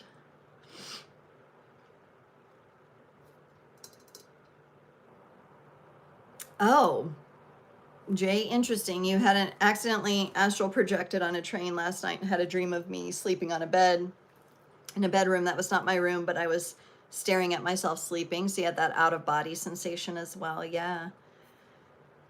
Oh, wow. Now in Europe, it's just as dangerous. Yeah. This was back in like before, like this was 99 when I was over there. I think, you know, we've seen a shift in the collective and all the shadows are out and all the violence being expressed. Jason says, Jay, I've also experienced watching myself sleep from the ceiling. It's been some time, but I will never forget it. We were barefoot by the ocean in summer, feet full of splinters on the boardwalk and oblivious to it. Yeah. I hear that. Okay. So just to reiterate, we've had some really great discussion. I'm going to go back to the reading. We've had the Eight of Swords and the Page of Pentacles. The Page of Pentacles is us exploring everything that's gone on. We're in a space where we're able to ground ourselves while we take in and process all of the information and discern our way through it. But I want to talk about those energetic vampires that Girl Gone was talking about earlier too, because we got the Seven of Wands. Look at this card, everyone. I mean, talk about being in a defensive position. But what's really cool about this card, what I love the most about this card, is this person has the high road. They have the vantage point. They have the high ground, okay? And it's a very good position to be in. They're also cloaked in green, which is the color of the heart, meaning that they are dedicated to their heart energy. And they have two hands on that wand. All right. And for you, Stephen, this would be the wands would be a wonderful way for you to connect also with the fire energy that you're working with. Look how the wands are sprouted too, right? And this is understanding that protection is necessary. And also, I'd like to talk about this is like in natural and cosmic law, right? There is the do no harm. And I'm not talking about man-made laws and stuff like that. I'm talking about, some of you might call it God's law or creator. I use different terms, but it's okay. I'm talking about natural cosmic law. Do no harm, the golden rule kind of things that we employ, right? But also you don't got to take no shit either. So if you're getting you know, if somebody's flanking you and coming in at you, you have the right to defend yourself. And this includes physically. You have the right to defend yourself. Now, it gets a little crazy with man-made laws, because the self-defense principle says you can defend yourself if someone attacks you up until the point of death, which is final, right? But if someone is trying to hurt you and is attacking you, you do have the natural right to defend yourself or your child if you are a steward of that child. You have the right and responsibility to defend, right? And so this is that energy, knowing, it's distinguishing that energy. It's knowing the difference between attack and defense. Very good book to study, because we're on a time where we do see things physically, and there are still physical wars going on in the world, but we're also in a time of great spiritual warfare, right? And it's spiritual in nature. That's why a lot of you are traveling in your dream time and doing different things here. You're doing your work, you're doing your mission in your dream time as well. You know, the spiritual warfare can also be benefited by the book by Sun Tzu, which is The Art of War. I highly recommend everyone, male, female, read that book. The Art of War is a very good book. It's kind of like these little bite size. And if you imagine it like, okay, like you're on the spiritual battlefield and here's your energy, you know, there's great tips in there, like don't interrupt the enemy while they're making a mistake. Don't let the enemy draw you out into the position they want you in, right? And that's where we're maintaining the energetic protection. But if it comes to it, we're allowed to defend ourselves. And that includes in personal relationships too. It's about boundaries, setting healthy boundaries. And if someone tries to cross those, we grab our wand of fire and we transform that situation, right? And we have the right to do so. And I know some of you are talking about, and I'll get to some of your comments here, but I want to get to this last card. The High Priestess. Okay, we got the High Priestess. This is the intuition I was talking about for grounding and protection. The High Priestess is in a balanced energetic. That's why we have the black and white pillars on either side. She is a guardian of the Garden of Eden, of the sacred womb where the Empress sits. The Empress is the number 3 card, right? So this is protecting that energy. She has a lot of knowledge and wisdom that is already embodied, and she is an archetype that we can work with when we really want to kind of gauge where we're at, all right, on our journey. You'll see behind her is a curtain, and it has pomegranates. It's the fruit of knowledge and wisdom. And I think it's very important that she's sitting. It kind of reminds me of some of you talking about sitting with the trees. That would be symbolic of this energy of the High Priestess, because you're connecting more deeply with nature, and you're connecting more deeply with your own inner nature, your own intuitive energies. And you are, I would say knowledge, right? Is it like information and knowledge plus experience is wisdom. And that's what's being embodied here by the High Priestess.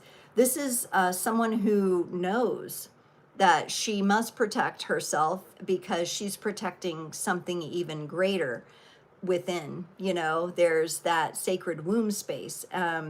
There is a high priest, right, in the tarot. It's number 5 card, and that would represent more of the masculine energy that would protect, you know, and even act upon protecting the feminine as well, right? So that is the dynamic that we have there. Okay, and I'm going to pull a few cards for the children here, but I'm going to read a few of your comments here. Grogan has dreamt of deceased people showing her how they lived and died, some of them from 7 to 8 years ago, but I still remember everyone in the dream in detail. Jay says, I do sometimes feel drained when I interact with people. That is good to assess. You want to make note of who those people are, and you can hopefully distance and have a little boundary with them if needed. AM says Archangel Michael is great protection. So I have a particular way that I relate to angels because I did have a period of time in my spiritual journey where I was working with the angels, and I am very careful to work with different beings, and that is because a lot of them are co-opted or are being so like I would never sit down and try to like channel Archangel Michael personally, for me. Okay, that's just me personally. I'm not saying there's anything wrong with people experiencing with channeling. That's part of some people's journey and everything, because there is a lot of false faces that take on that. Now, what I do like working with, and when it comes to the angels, is that I would study them, right? I would study the qualities. Archangel Michael is connected with protection, but what I'm trying to figure out is, okay, so here's an archetype. Let's just call the angels an archetype too, who is about protection and justice and those kind of energies. How do I, Stephanie, right? And how do you, Girl Gone, and how do you, AM, become that energy within yourself? How do I become the energy of protection in and of myself, right? So when I work with angelic energy, ascended master energy, I don't channel or invoke those energies personally. I work with them as archetypes, and I look for the frequencies within myself that can learn something from that archetype, much like the way I work with the different archetypes of the tarot. That's the way that I have felt that I can safely understand those energies while not getting co-opted by some other being, because I have come to the awareness, and I wasn't always like this, okay? Because I was like invoking, oh, Archangel, this, that, Ascended Master, this, that. But then I learned like I was shortcutting myself, and that I was looking for something outside myself, which is part of the problem I have with the Abrahamic religions. Is I feel there's a lot of externalization, and I think the answers are within. And so I really like looking at their qualities and characteristics as how can I grow that from within myself. That's my personal relationship to it. Not right or wrong. Everybody has a different experience. And like I said, y'all, I was dancing around in the new age stuff so much, okay? So much. If Kimberly were here, she might be, she knows. She and I both danced in that stuff quite a bit. So now I kind of pull back and kind of treat them like, okay, where's the archetype within that I'm connected to that energy there? Girl Gone says, relationships and friendships were always hard because I feel like ghosts were drawn to me. So yeah, not exactly an open conversation you can always have on the first date. I know, right? You're meeting someone and someone from the other side is showing up because you have the gift and they know that you can hear them, right? And you made a grown man cry for seeing his past trauma and who was around him and felt bad. Yeah, it can be hard, especially if it just kind of happened spontaneously, but maybe that interaction had greater purpose, I try not to give unsolicited advice and information. I try to make it more of an invitation rather than like just say, oh, well, you need to look into this or do that, right? Because each of us has a very unique blueprint and different kind of path. But if someone comes to you and they would like advice or they would like to have the conversation with you, then the invitation is open between the two of you. But yeah, I've, been down that path where I've been given unsolicited advice or I've given it, and it's like, it kind of lands on this, it's kind of like a record being scratched. It doesn't quite work out. I'm not saying you did it in an unsolicited way, but, maybe the conversation went there. Sometimes you just get into that. Fallen angels be entities, could be fallen angels. Yes, that's what I meant. You do got to be careful. Yeah, and I'm, the kind of the channeling that I would really like to experience myself would be channeling aspects of my very own greater being.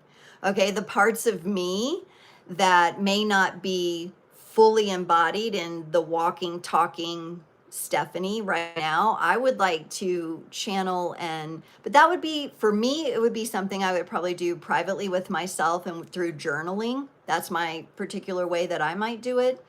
But I don't, right now, I don't spend a lot of time doing that because I find that when there's something I need to uncover or recognize about my greater being or myself, or like, let's say, like myself from a parallel dimension or reality, like it will find me and it will overlap and I will become aware of it. So I try to let it be more natural for myself personally. I do think there are some people who are very talented channels as well, but we do have to be careful what we're channeling. And sometimes I think it's important to remember, can you extract the essence and the wisdom and the real truth out of everything that's being said? Same thing for like religion as well. It took me a long time and many different types of churches and types of spiritual communities to be able to extract the pure essence of what was really being shared there and what was important for me to integrate versus all the extra noise. And I think that's the challenge. That's a big challenge for many of us. Yes, and it could be part of life lessons as well. Absolutely. Stephen says, I've walked slowly and cautiously into all this new age. Yes, because even in new age, there are nuggets of truth. There are kernels of gold in it.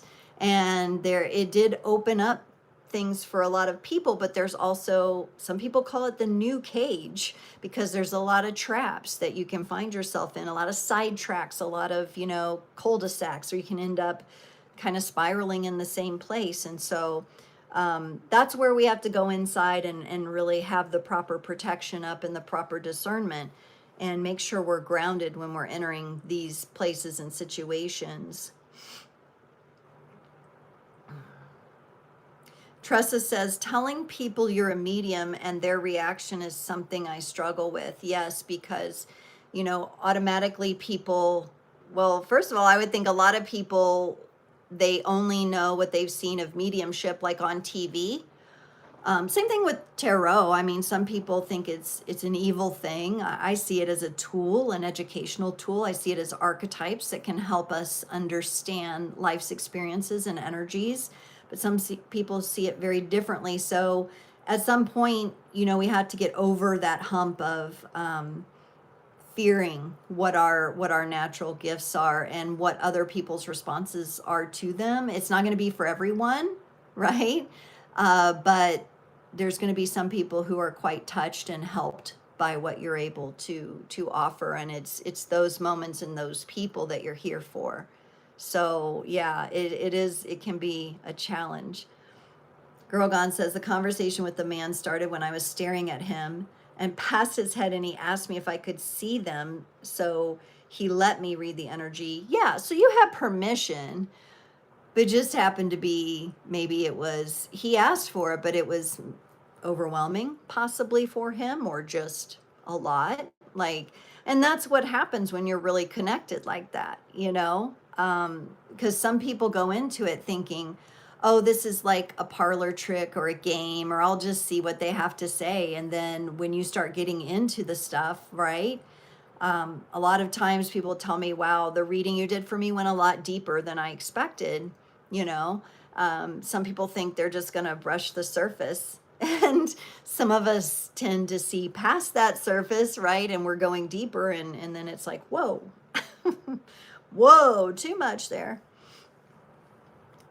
Jay says, I call it spiritual law. Not a lot of people know about it. Yes, Jay, but yet it's been around this, and you can find elements of spiritual, natural, cosmic law. Even in a gentleman I worked with out of Australia, he talks about natural lore, LORE, as well, which is the words we use, the meanings, the etymologies, and everything. It's just quite fascinating, honestly, to look into that and go deeper. And it's a personal journey that everybody that I would encourage anyone to take in understanding the principles of the universe, the laws of the universe.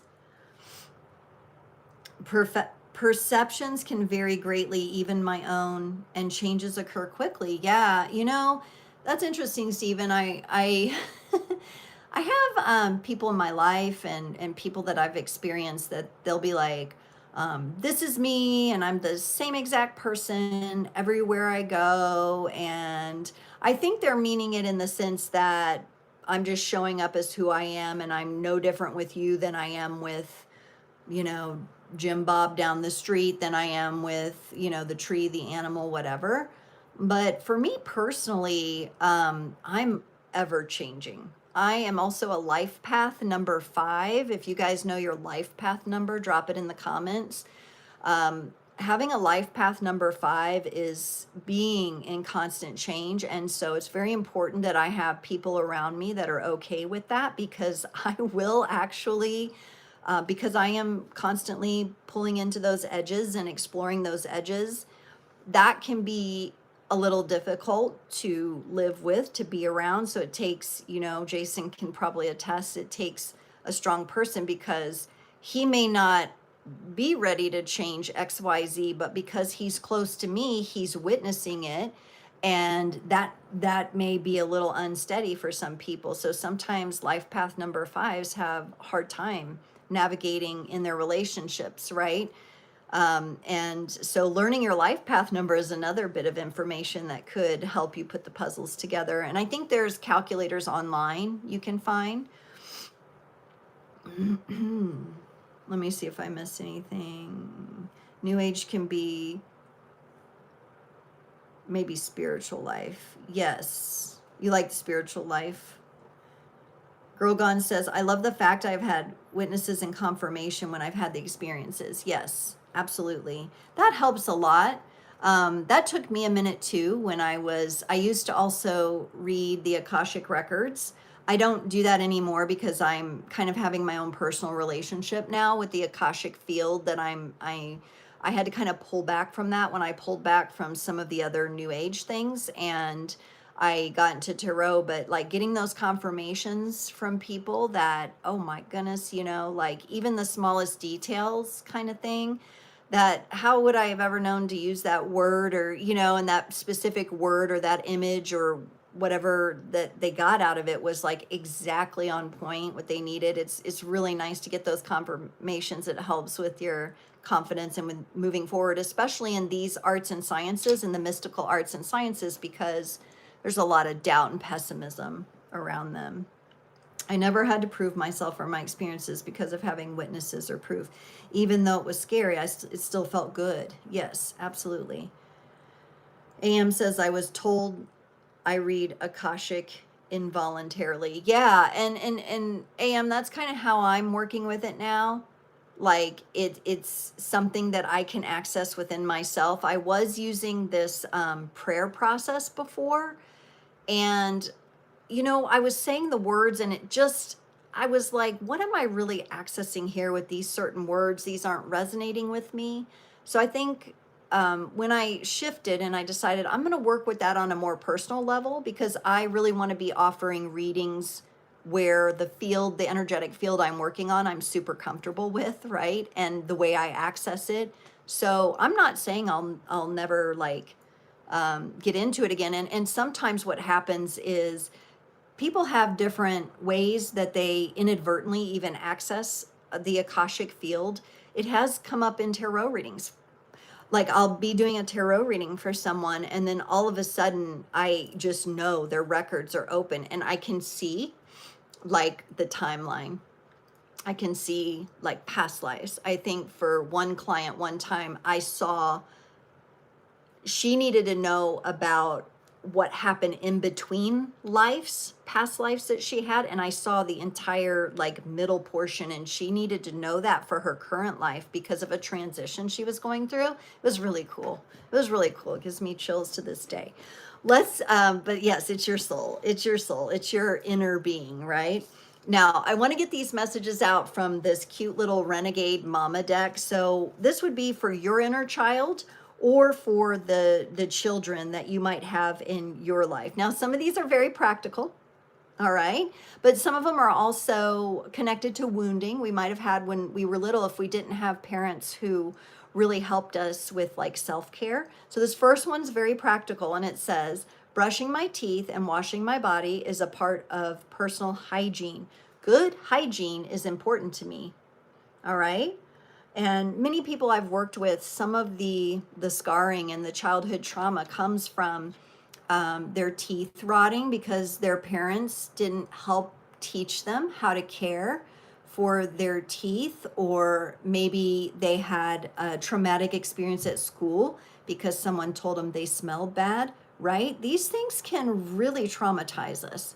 And so this is, just a message that, even if your little child, your inner child didn't learn these things, maybe there's some way that you can gift and help a child in your life. Like my kids, like I'm very diligent about their brushing their teeth, flossing, using their water pick and all of that kind of thing. Because I want them to feel good about their smile, right? I want them to feel good about it. And I wish I would have taken better care.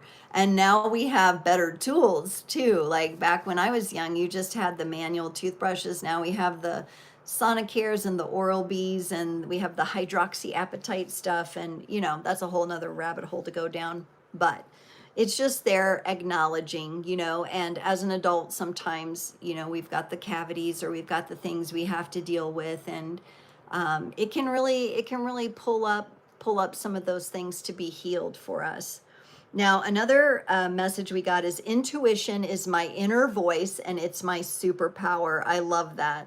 I think that's a really cute card. I think this could be like the child version of the high priestess here, because she's all about embodied intuition. And this is about a child, which many of us were, very intuitive children, and we may or may not have had the environment growing up where that intuition was nurtured. Lots of us had to go and figure it out on our own. But all along it was informing us, and it is a superpower. And in some cases it goes as far as it informs people to a degree where it keeps them safe from something harmful. And then this one I love too, because I think it goes back to that nurture nature card that we got in the oracle reading. I am kind and respectful to plants and animals. This is that, like, you see an ant on the sidewalk and you'll like leap over it because you don't want to squish the poor thing. It's just going about doing its business, right? And this can be tough because, especially with the insect kingdom, people have different tolerances. I don't like being bit by mosquitoes personally. So I know if I'm going to be out and there's going to be mosquitoes, I have a natural insect spray made up of essential oils that I put on, and I'll wear lighter colors and longer sleeves and coverings so that I do that without, I don't even want to have to like smack them, but I will if they're sucking my blood out, it's like, oh no. It's kind of like, in what ways can we have more respect? Sometimes it's making our own garden, nourishing our own garden. Jason is creating his own soil, his own living soil right now, which is fascinating to see the fungal dominated soil. Some of you are very familiar maybe with the energy in the soil and the symbiosis that goes on there between the plant. And I mean, because you've got the fungus, which does its magic, right? And then you've got the plants themselves, which like that soil. And then you've got like the animal excrement, like horse manure. It's like a beautiful fertilizer, right? So, I mean, that just can go in so many directions. I love those little cards. Okay. Girl Gone says, I had a dream of other women having the same dream. Ask me having gifted children abilities like I do. Found out these women were from a past life. Ooh, very cool. Very interesting. All right. So hopefully through our really intriguing discussion, you just feel a little more grounded and safe and protected just being in community here at Creators on the Crest. That's why I do what I do. Safe and supportive spaces, I think, are few and far between. And so the more we can create that together in community, whether it be here on YouTube, in person, on other platforms, I think it's important, and some really good discussion and relatability can come from it. So I'm so glad everybody was so courageous to share their different experiences. All of you really stepped up and were super willing to speak about your truth and who you are, right? And your alignment. So let's get into our Reclaiming Clarity reading. This is about being able to see the truth through the confusion and the illusion, right? We're not only feeling it, we're experiencing it. We're seeing other people's reactions to it. This is about reconnecting truly to that natural rhythm of the cosmos. This is where you are able to be in a place of love and natural organic movement, even when there's fear about, okay? And you're able to see, we do live in a universe of contrasting expressions. So you're able to see the contrasting expressions without being sucked into the inversions and the polarities of those. So in order to do that, we have to be clear. And one of the things that the Tarot is mentioning here, remember, is it's so important to process our emotions with the Five of Cups here, especially the tougher emotions, grief, guilt, those things can be multi-layered. And so in order for us to really get that clarity and that vision, we have to be acknowledging where our hearts are hurt, where we hurt for ourselves, where we hurt for someone else.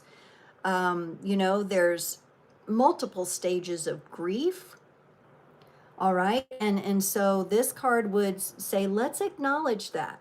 Let's acknowledge that. Let's not try to circumvent these tougher emotions. And there may be a moment, there may be an hour, there may be some days where you need to process the emotion. There may be weeks. Okay. And we've kind of talked about creating that safe space within yourself to do it, which I'm not seeing the card here, but that Hermit card, which Girl Gone has talked about multiple times, is a good place because it's a very introspective place to be. And you're not isolating, but you're giving yourself very respectful solitude to be able to process. Now, other times you need a little support, right? Sometimes you can process alone in that hermit mode. Other times you may need to have someone witness the ugly cry or get the hug while you're breaking down, right? So allowing yourself to be with this energy, not run from it, not try to bypass it in any way is very, very important. Oh, you're very welcome. Thank you, AM and Tressa, for mentioning that. I'm so glad you're enjoying the community. Now, in this Five of Cups, what gives us a glimmer of hope, which, our next reading is going to be about hope, but I always see little connections in the reading before to the next reading. We have two upright cups behind the character there. And that's a reminder that this too shall pass, like water flowing down the river, but those tears have to flow. The yelling in the pillow has to happen, the ugly cry in the shower, whatever is needed to help you process. Some of you may process through exercise. You may process through music. All right. So what are the healthy outlets that you have for processing your emotions and not burying them, but standing with them and standing in that space and facing them, knowing that a new day will dawn. There are full cups behind you. They are not knocked down. There's emotional stability on the other side of this, and always remembering that. But that to process the emotions, to let them flow through you and to move through those emotions is way better than stuffing them down and not addressing them. So even if you have to spend a little time feeling down and feeling even depressed or feeling, a different phase of grief, There will be a new day that dawns. I'm not saying it's going to be perfect. I'm not saying it's sunshine and rainbows all the time, but it's there. And it's part of how we change. Remember, I was talking about life path number 5. This is a number 5 to do with our emotions. And it's about us exploring those edges bravely and courageously, right? And that is one way to reclaim clarity, because the emotions are connected to the thoughts as well. Yes, thank you, Grogan. Yes, I want you to have a safe space here to express your gifts, because it is few and far between. We're all in different places. We're out there navigating the world. And if you're anything like me, you're just like, where are my people? And then you're like, you find a few of them, but they're like across the world or in different places. And I think that's intentional. I think the old souls, the ones that are meant to create the new reality, I think we're spread out for a reason. We're meant to be sometimes. It's really a blessing when you find somebody close in your vicinity that you can interact with, but that seems to be few for me as well. So it's nice to continue to uphold and create spaces where people can come, and no one here is going to say you're nuts, you're crazy. We're going to talk about it. We're going to have a discussion. We're going to support one another. We're going to work on empowering and uplifting each other. I think that's so important, and that's how I set the basis of Creators on the Crest. All right, guess what we got next? A major arcana card, the Hanged Man, or the Hanged Woman, okay? So there's so much symbolism in this card. I could probably go on and on and on. Now, the Hanged Man hangs from this branch and trunk, which is called Irminsul, from the tree of life. So we've been talking a lot today about trees. There again, we have the wand, okay, the wand's energy helping us, the fire and transformational energies. This is a really great card to work with when you are looking for a fresh perspective on something, okay? So when it comes to being able to see through the confusion, sometimes it's a perception and a perspective shift, and I think those words have come up multiple times by you all already who have been watching and engaged. So it's already come up, these shifts. The Hanged Man is actually a card of sacrifice, but not sacrificial in the way, in a negative way that you might think about it. This is not selling yourself out. This is not becoming a doormat for others. This is not dimming your light. You can see here the crown is surrounded by a lit up glow here. This is sacrificing yourself unto yourself. It's unto your own wisdom and your greater being. And this is giving yourself that energy and that stability and that time. Now, I think it's very interesting. The legs, the hands are behind the back, because remember, we're looking for a different perspective. So we're removing some of the senses here so that we can deepen our own connection. So some of the physical senses like touch. And then the legs are in a figure 4, and 4 is a number of stability. So as we are looking for our new way of looking at things, a new perspective, or we're deepening that, we're in this self-sacrifice here where we're really going deeper into ourselves. It's with the intention and the goal to bring greater stability into ourselves, and then therefore into our lives, into our relationships, and into the world, because we live in a world that's incredibly unstable right now. I said unstable, all of the above, not a lot of stability, right? Constantly change and constant chaos, it seems, right? But there's other things going on, and the Hanged Man allows us to reconnect with that place inside us that is brave, with that place inside us that allows us to come to a community like this and share a little bit about ourselves. This is what allows us to open up in a loving way to others. This is learning to trust again, right? Sometimes we just have to shift the perspective because we've gone through a lot. We've had to go through a healing journey. We're constantly going through a healing journey. We have different little signposts and arrival points and rites of passage And then we get the next lesson because we're souls on this journey. We're meant to constantly experience that. The Hanged Man can be a nice place actually to chill out for a minute. So some of you might like to work with that for clarity, to bring the clarity to the mind. And it goes along nicely with, we're acknowledging emotions first, we're letting some of those process, then we're looking for the new perspective, or we're doing a combination of that. It's not like one happens and then it's like done with that, the other. These things are overlapping sometimes as well. So working with that Hanged Man energy a little bit more.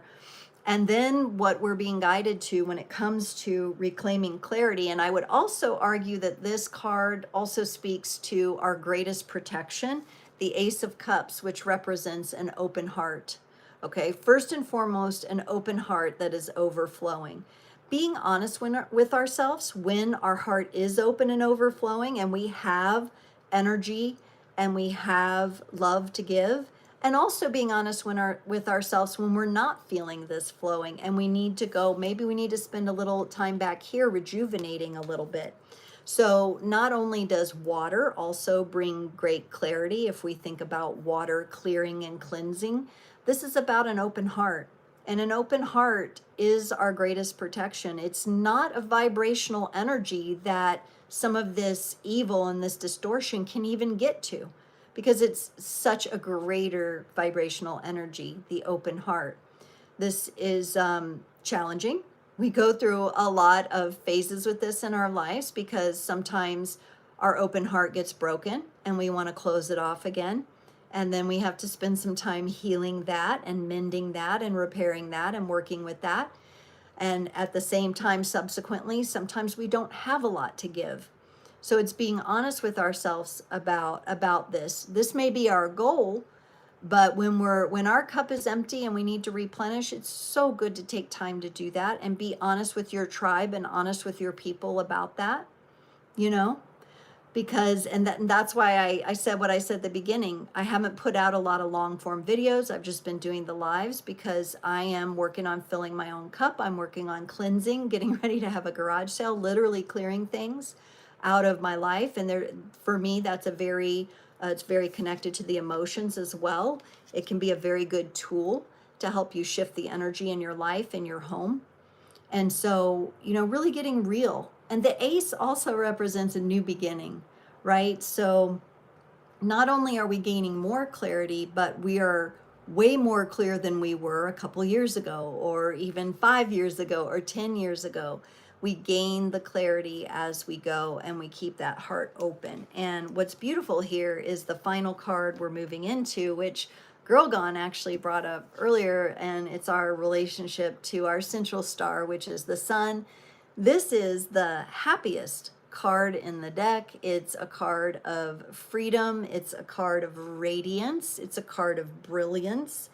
And this would be our energy as we feel aligned and connected and clear on what that natural law and cosmic law is, and feeling good about being a loving being who is here to support oneself and others in their healing journey, and in the places, creating safe places where people feel unsafe. And the sun comes in and creates a warm environment for people, right? But it's also about how you radiate from the inside out, right? So you've got to have the grounding and protection though, because sometimes when you're shining that really bright light like the sun, it can come under attack, right? And so it's important to be grounded and protected when shining your radiance, and remembering to keep your energetic protections up for that, because it's part of our lesson sometimes to have that interference and to have the waters be muddied or be drained, and we can always come back all the clearer. A new dawn rises with the sun. And I'm getting a little cough. I'm getting a little head tension. Sometimes I have that where I feel things in my body too during readings that I didn't mention before. What's that called? Well, it's like I feel the symptoms. I feel physical symptoms of the energies. So I just want to mention that it may be something I'm working on and some of you are also working on. And I'm also getting the voice. Some of you are maybe getting really clear on your voice, like, and your relationship to words. And I don't think it's about overthinking how you'll say things. I think it's finding your own natural way of expressing yourself and the courage to do that. Kind of like Teresa was talking about with revealing to people that she's a medium, right? And how she shares that with others, because we don't want to necessarily go where we overthink and we mince our words. We want to be honest and truthful, but also in the flow. We want it to feel good to us as we're communicating. Girl Gone says, I definitely feel better when I sun meditate. I notice when I get headaches, I will stand out in the sun for a little bit and will make it go away. Yes, very good. All right. So maybe I was picking up on a little of that energy. That could also just be where some of us feel a bit clogged, you know. And I mean, whew, having a broken heart too can really cause us to shut down. And it's also part of life, you know. It's also part of life to feel that deep brokenness.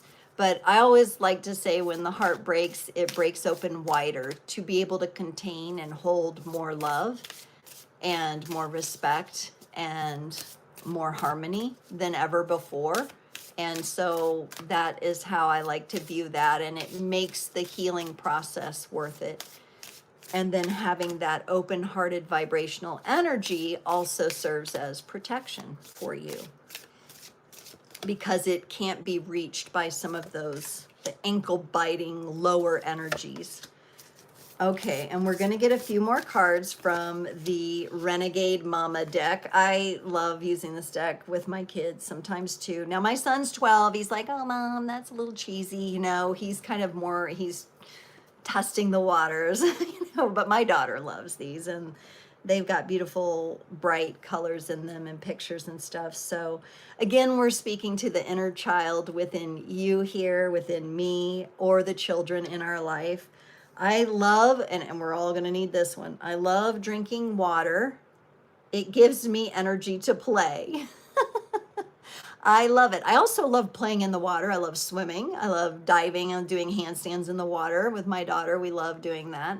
She loves flopping around like a mermaid, right, in the water. I love drinking water. It gives me energy to play. So let's all take a moment. I've got my big water down here.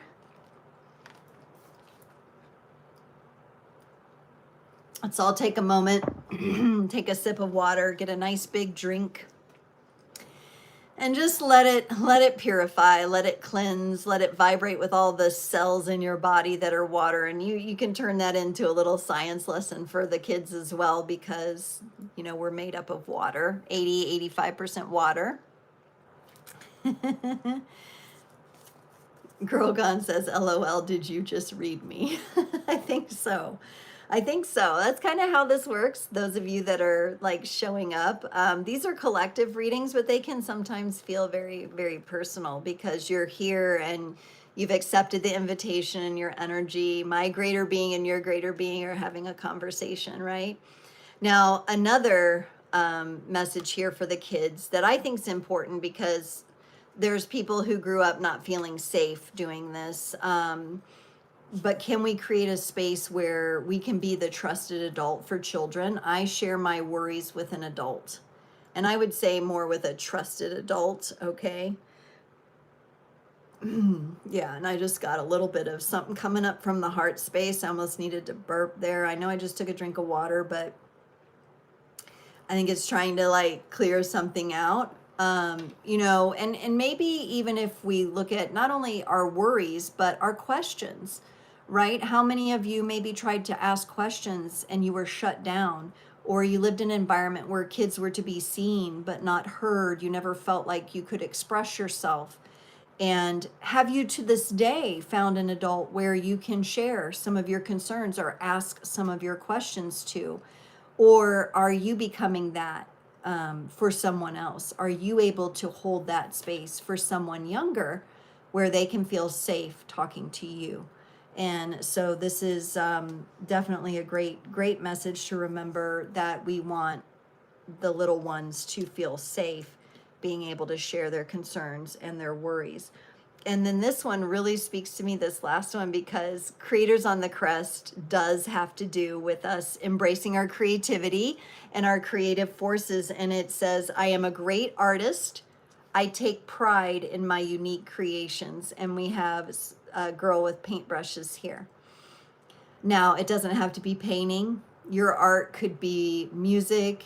Your art could be movement and dance. Your art could be hula hooping. Your art could be writing. Your art could be abstract. It can be anything you want it to be. It's your art.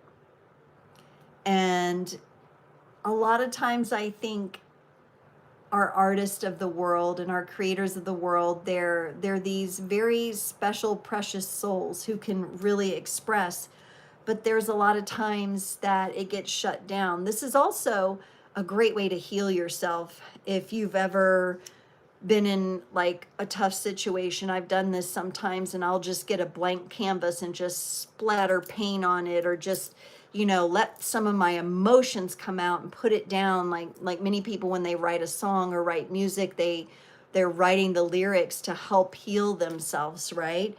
Some of you could be into tattoos and do tattoo artistry or something like that. But taking pride in your unique creations and also using it as a tool to help you on your journey, I think those are some really, really wonderful messages for the young one in us and the young ones in our It's just very important to stay focused. How's everybody doing? How's everybody feeling? We're going to get into restoring hope last. Thanks for those of you who are sticking around. I'm going quite a bit longer than I normally go, which my kids are not here right now. They're with their dad. So it's a little easier for me. If I had them waiting for me to come out, now I've just got Blazer the Morkie out there. He's probably waiting for me to come out, but going a little bit longer because it's been such good discussion today. And I thank those of you for hanging around. We're almost there. We got one more reading, then some affirmations. Don't forget about the calendar, 9/21, Sunday evening, 7 to 8 p.m. Central. On this channel, I'll be doing personal readings, Q&A. Girl Gone says, journaling and listening to music and visions is my art now. I love it. I love it. Absolutely. Let's get into restoring hope. This is about aligning with our purpose in life, with our mission, with why we are a coveted being here, meant to be existing in relationship and on this planet now. I think this is going to maybe go into career and purpose for some of you. And this is you, as you can plant the seed of hope for others as well. So it does talk to you, not only being, and I think this world, it's about being in service to yourself in a healthy way where you have appropriate boundaries and protection and groundedness going on, so that you can be in service to others. So, you know, a lot of times in the spiritual community, you'll hear the terms service to self versus service to others. And I think sometimes service to self gets a bad rap because people are looking at the inverted aspect of that, where somebody's really wrapped up in greed or like money or something like that. They're real attached to image, right? That's that kind of service to self that's really cringy and off-putting.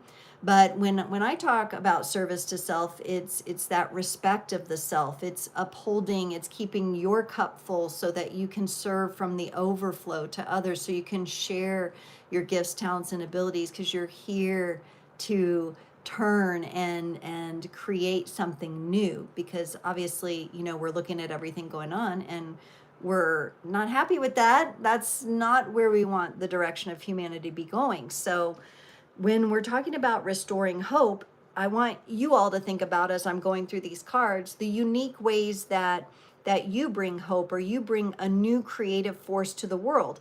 Now remember, you don't have to be on stage to do this. You don't have to be on video to do this.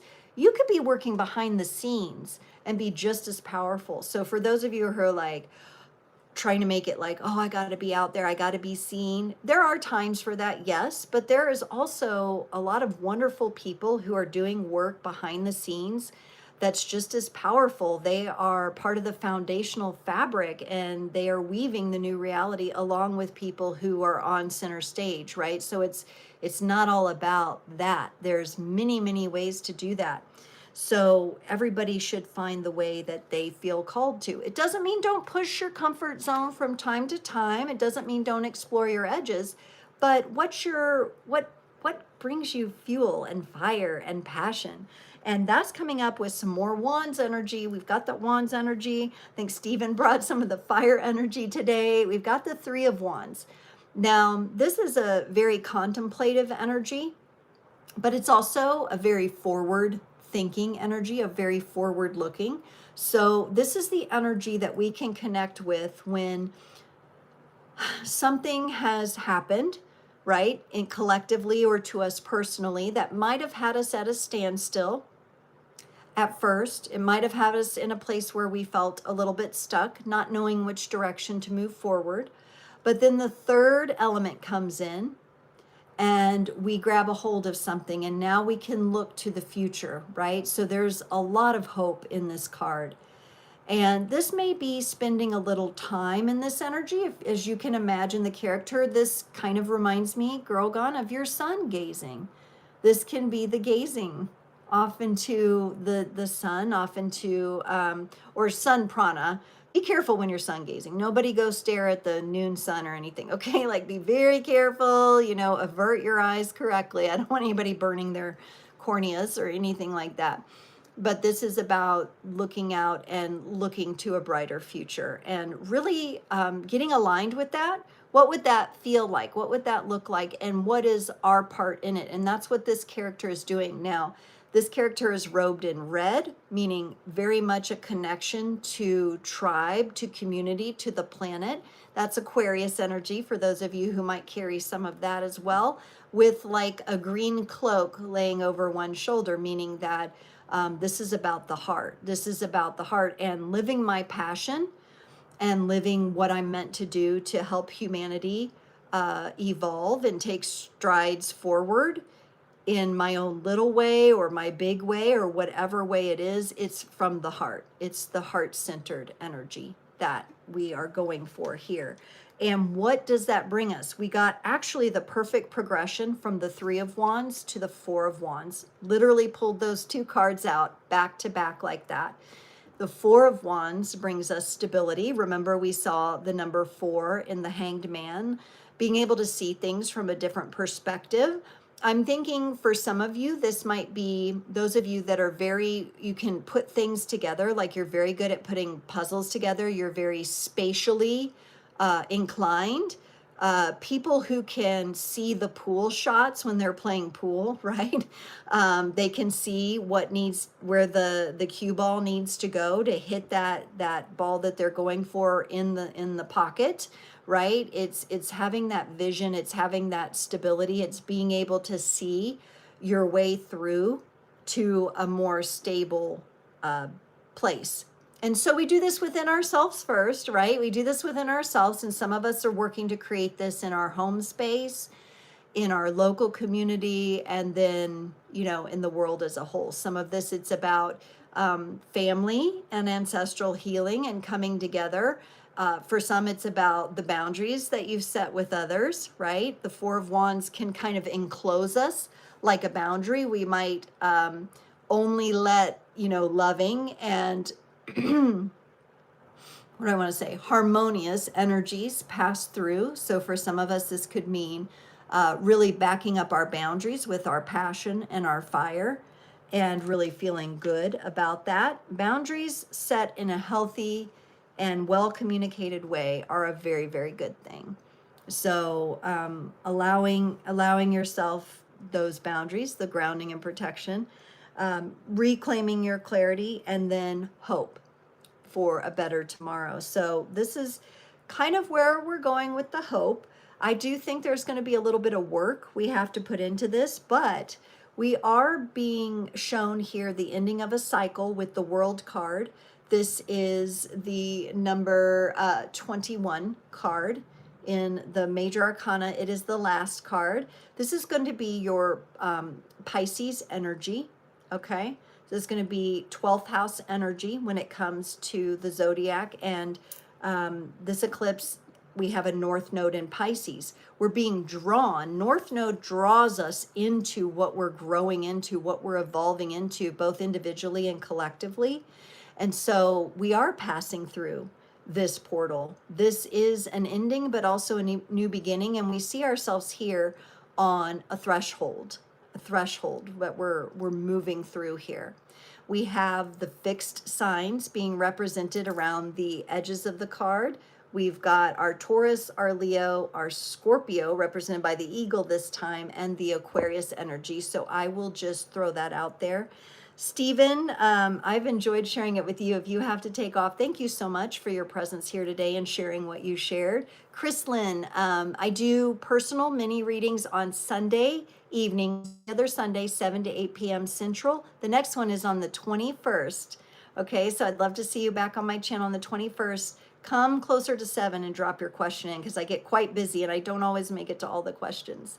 But I love doing it, and it's a fun power hour. All right? But yes, those of you who might have to leave or you're doing other things, I do appreciate you being here. We are almost getting ready to wrap up, but one more thing I wanted to say about this World card is the wreath that goes around it. You know, we might imagine this like a portal, but wreaths can also be very symbolic of success and having a successful energy, something notable. It could be about our lessons that we've learned in a past cycle, but here we are moving from a place of fear, right? Even in what's happened recently in the collective, moving from a place of fear into hope, okay? And how we transition that energy. Again, we have the green and red. The green and red is standing out in these cards so far. And I know we have a lot of yellow too, but we got the green and red. I'm taking the yellow as the sun, okay, and the solar energy that we're connected to. Now, the reason I said we're going to have to work a little bit is because it's very easy to be disconnected or get disconnected from full optimistic energies. And there's even energies out there that I think will attack happy people. All right. I do think there are energies that war against happiness because of the darkness and the dark energies therein. Some of you might experience that through the people that you feel drained around, like the energetic vampires. They can't find that connection within themselves to hope and optimism. And so when you're in those energies, they tend to want to take some of that or drag it down a bit. And so this takes some effort for us to overcome, because in and of ourselves, we might get to that place where we're like, okay, you know, I'm tenacious. I'm not going to let this stop me. In fact, I'm going to let this strengthen my resolve to continue working with my passion and embodying the energies and the truth of who I am and my spiritual gifts. And at the same time, I know I'm going to have to work here with the Eight of Pentacles. Very practically speaking, I'm going to encounter naysayers and people who don't agree with that, and people who are very pessimistic, and the cup is always half empty. Maybe the people that get stuck in kind of that victim mentality, and they're kind of trapped in this downward spiral. It almost feels like, to me, like a black hole kind of energy where they're getting sucked in and they'll take everything with them, including the light.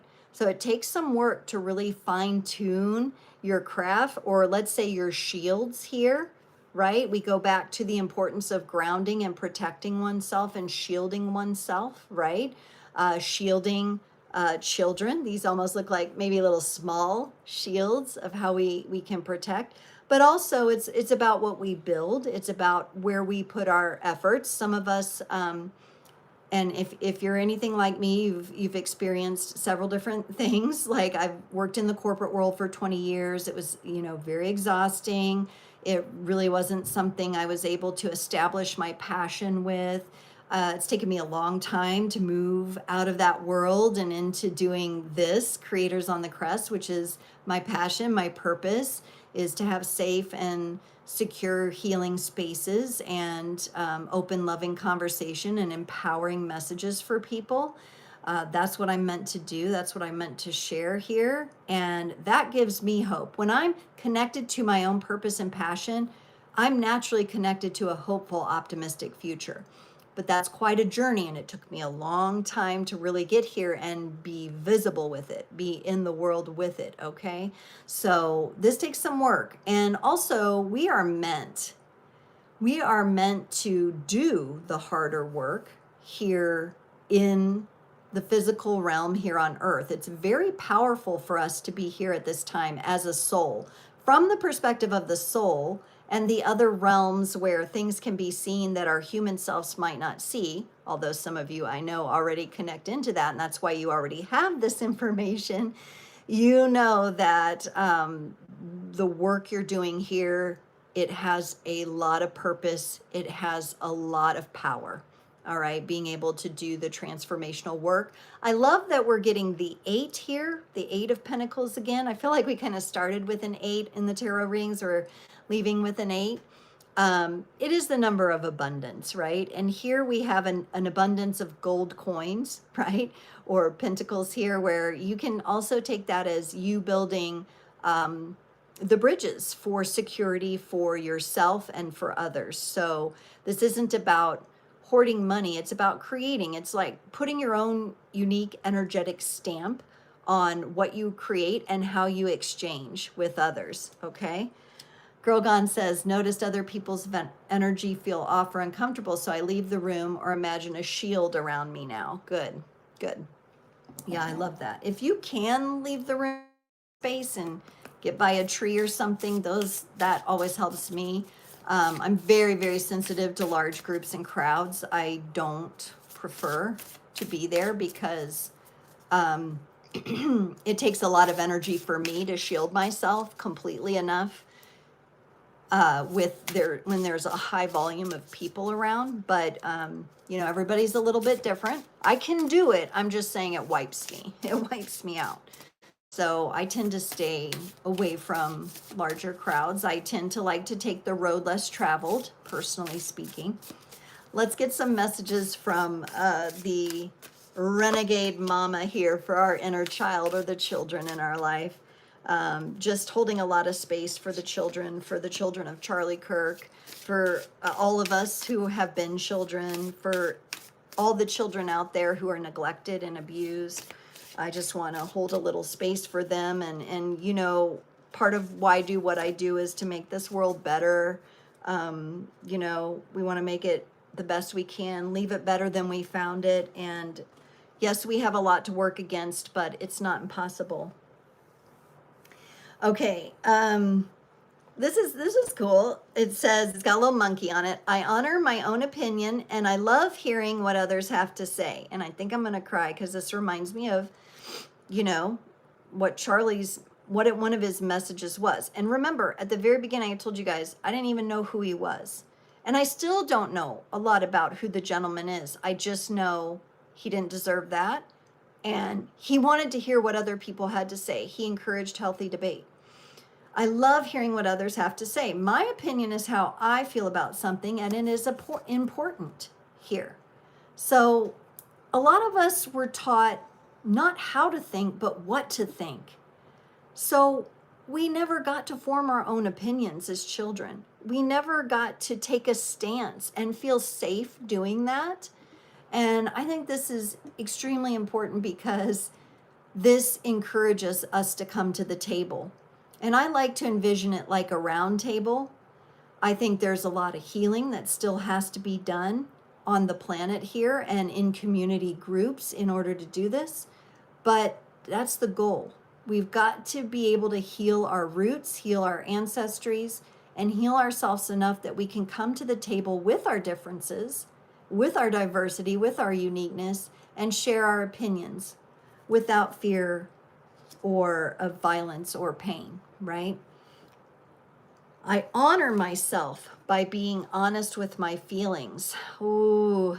So a couple weeks back, I did a Frequency Friday that had to do with people pleasing, as it's one of the major lessons that I've had to learn how to let go of people pleasing tendencies that were rather embedded in my upbringing and my ancestry, and then had been running subconsciously in my own life, and I'm still working on it. Excuse me, I'm still working on it. As you can see, things are rising up and out. So one of the things I do is I take time and space to really get clear with what my honest feelings are about something. For me, with the clear sentience, I have to feel that inside myself before I'm confident to communicate it into words. So when we think about our inner child and the children in our life, do they have a space with us to be honest? Are they telling us the answers or the words we want to hear? Are we saying the things we think others want to hear? Are we really being authentic with how we feel about things, right? And that's so important for us to ground in and create for our young ones as well. Thank you, Girl Gone. If you have to, oh, you'll be on Sunday the 21st. Yay. And next Friday, I wanted to say real quick, for those of you that normally tune in, it may be pre-recorded because I have a garage sale. So we'll see. I haven't quite landed on how next Frequency Friday will work, but I will definitely be here on the channel the 21st from 7 to 8 for those personal mini readings. Our last message is taking care of Mother Earth is everyone's job.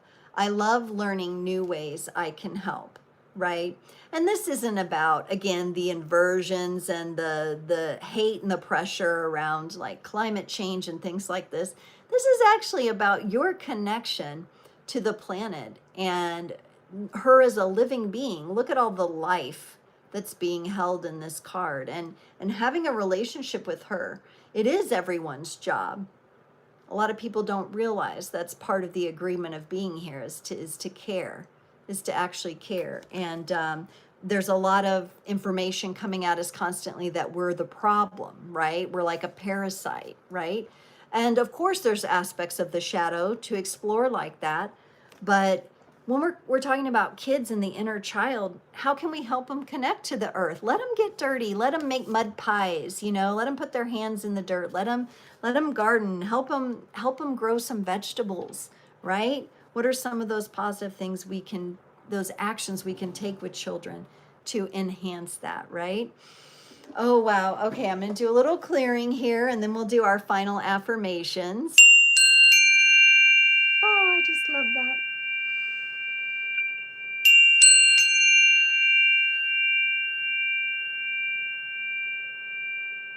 Ah. All right. And the deep breathing. I know you guys are no strangers to breathing techniques either, in the breath. Okay, our closing affirmations, should you want to grab a paper and pen or come back to these, are, I will have this time stamped on the replay. The first one is, I am grounded in peace, guided by truth, and open to the light within. One more time. I am grounded in peace, guided by truth, and open to the light within. And so it is. The next one is, no matter the storm around me, I stand rooted, clear, and strong in my soul. One more time.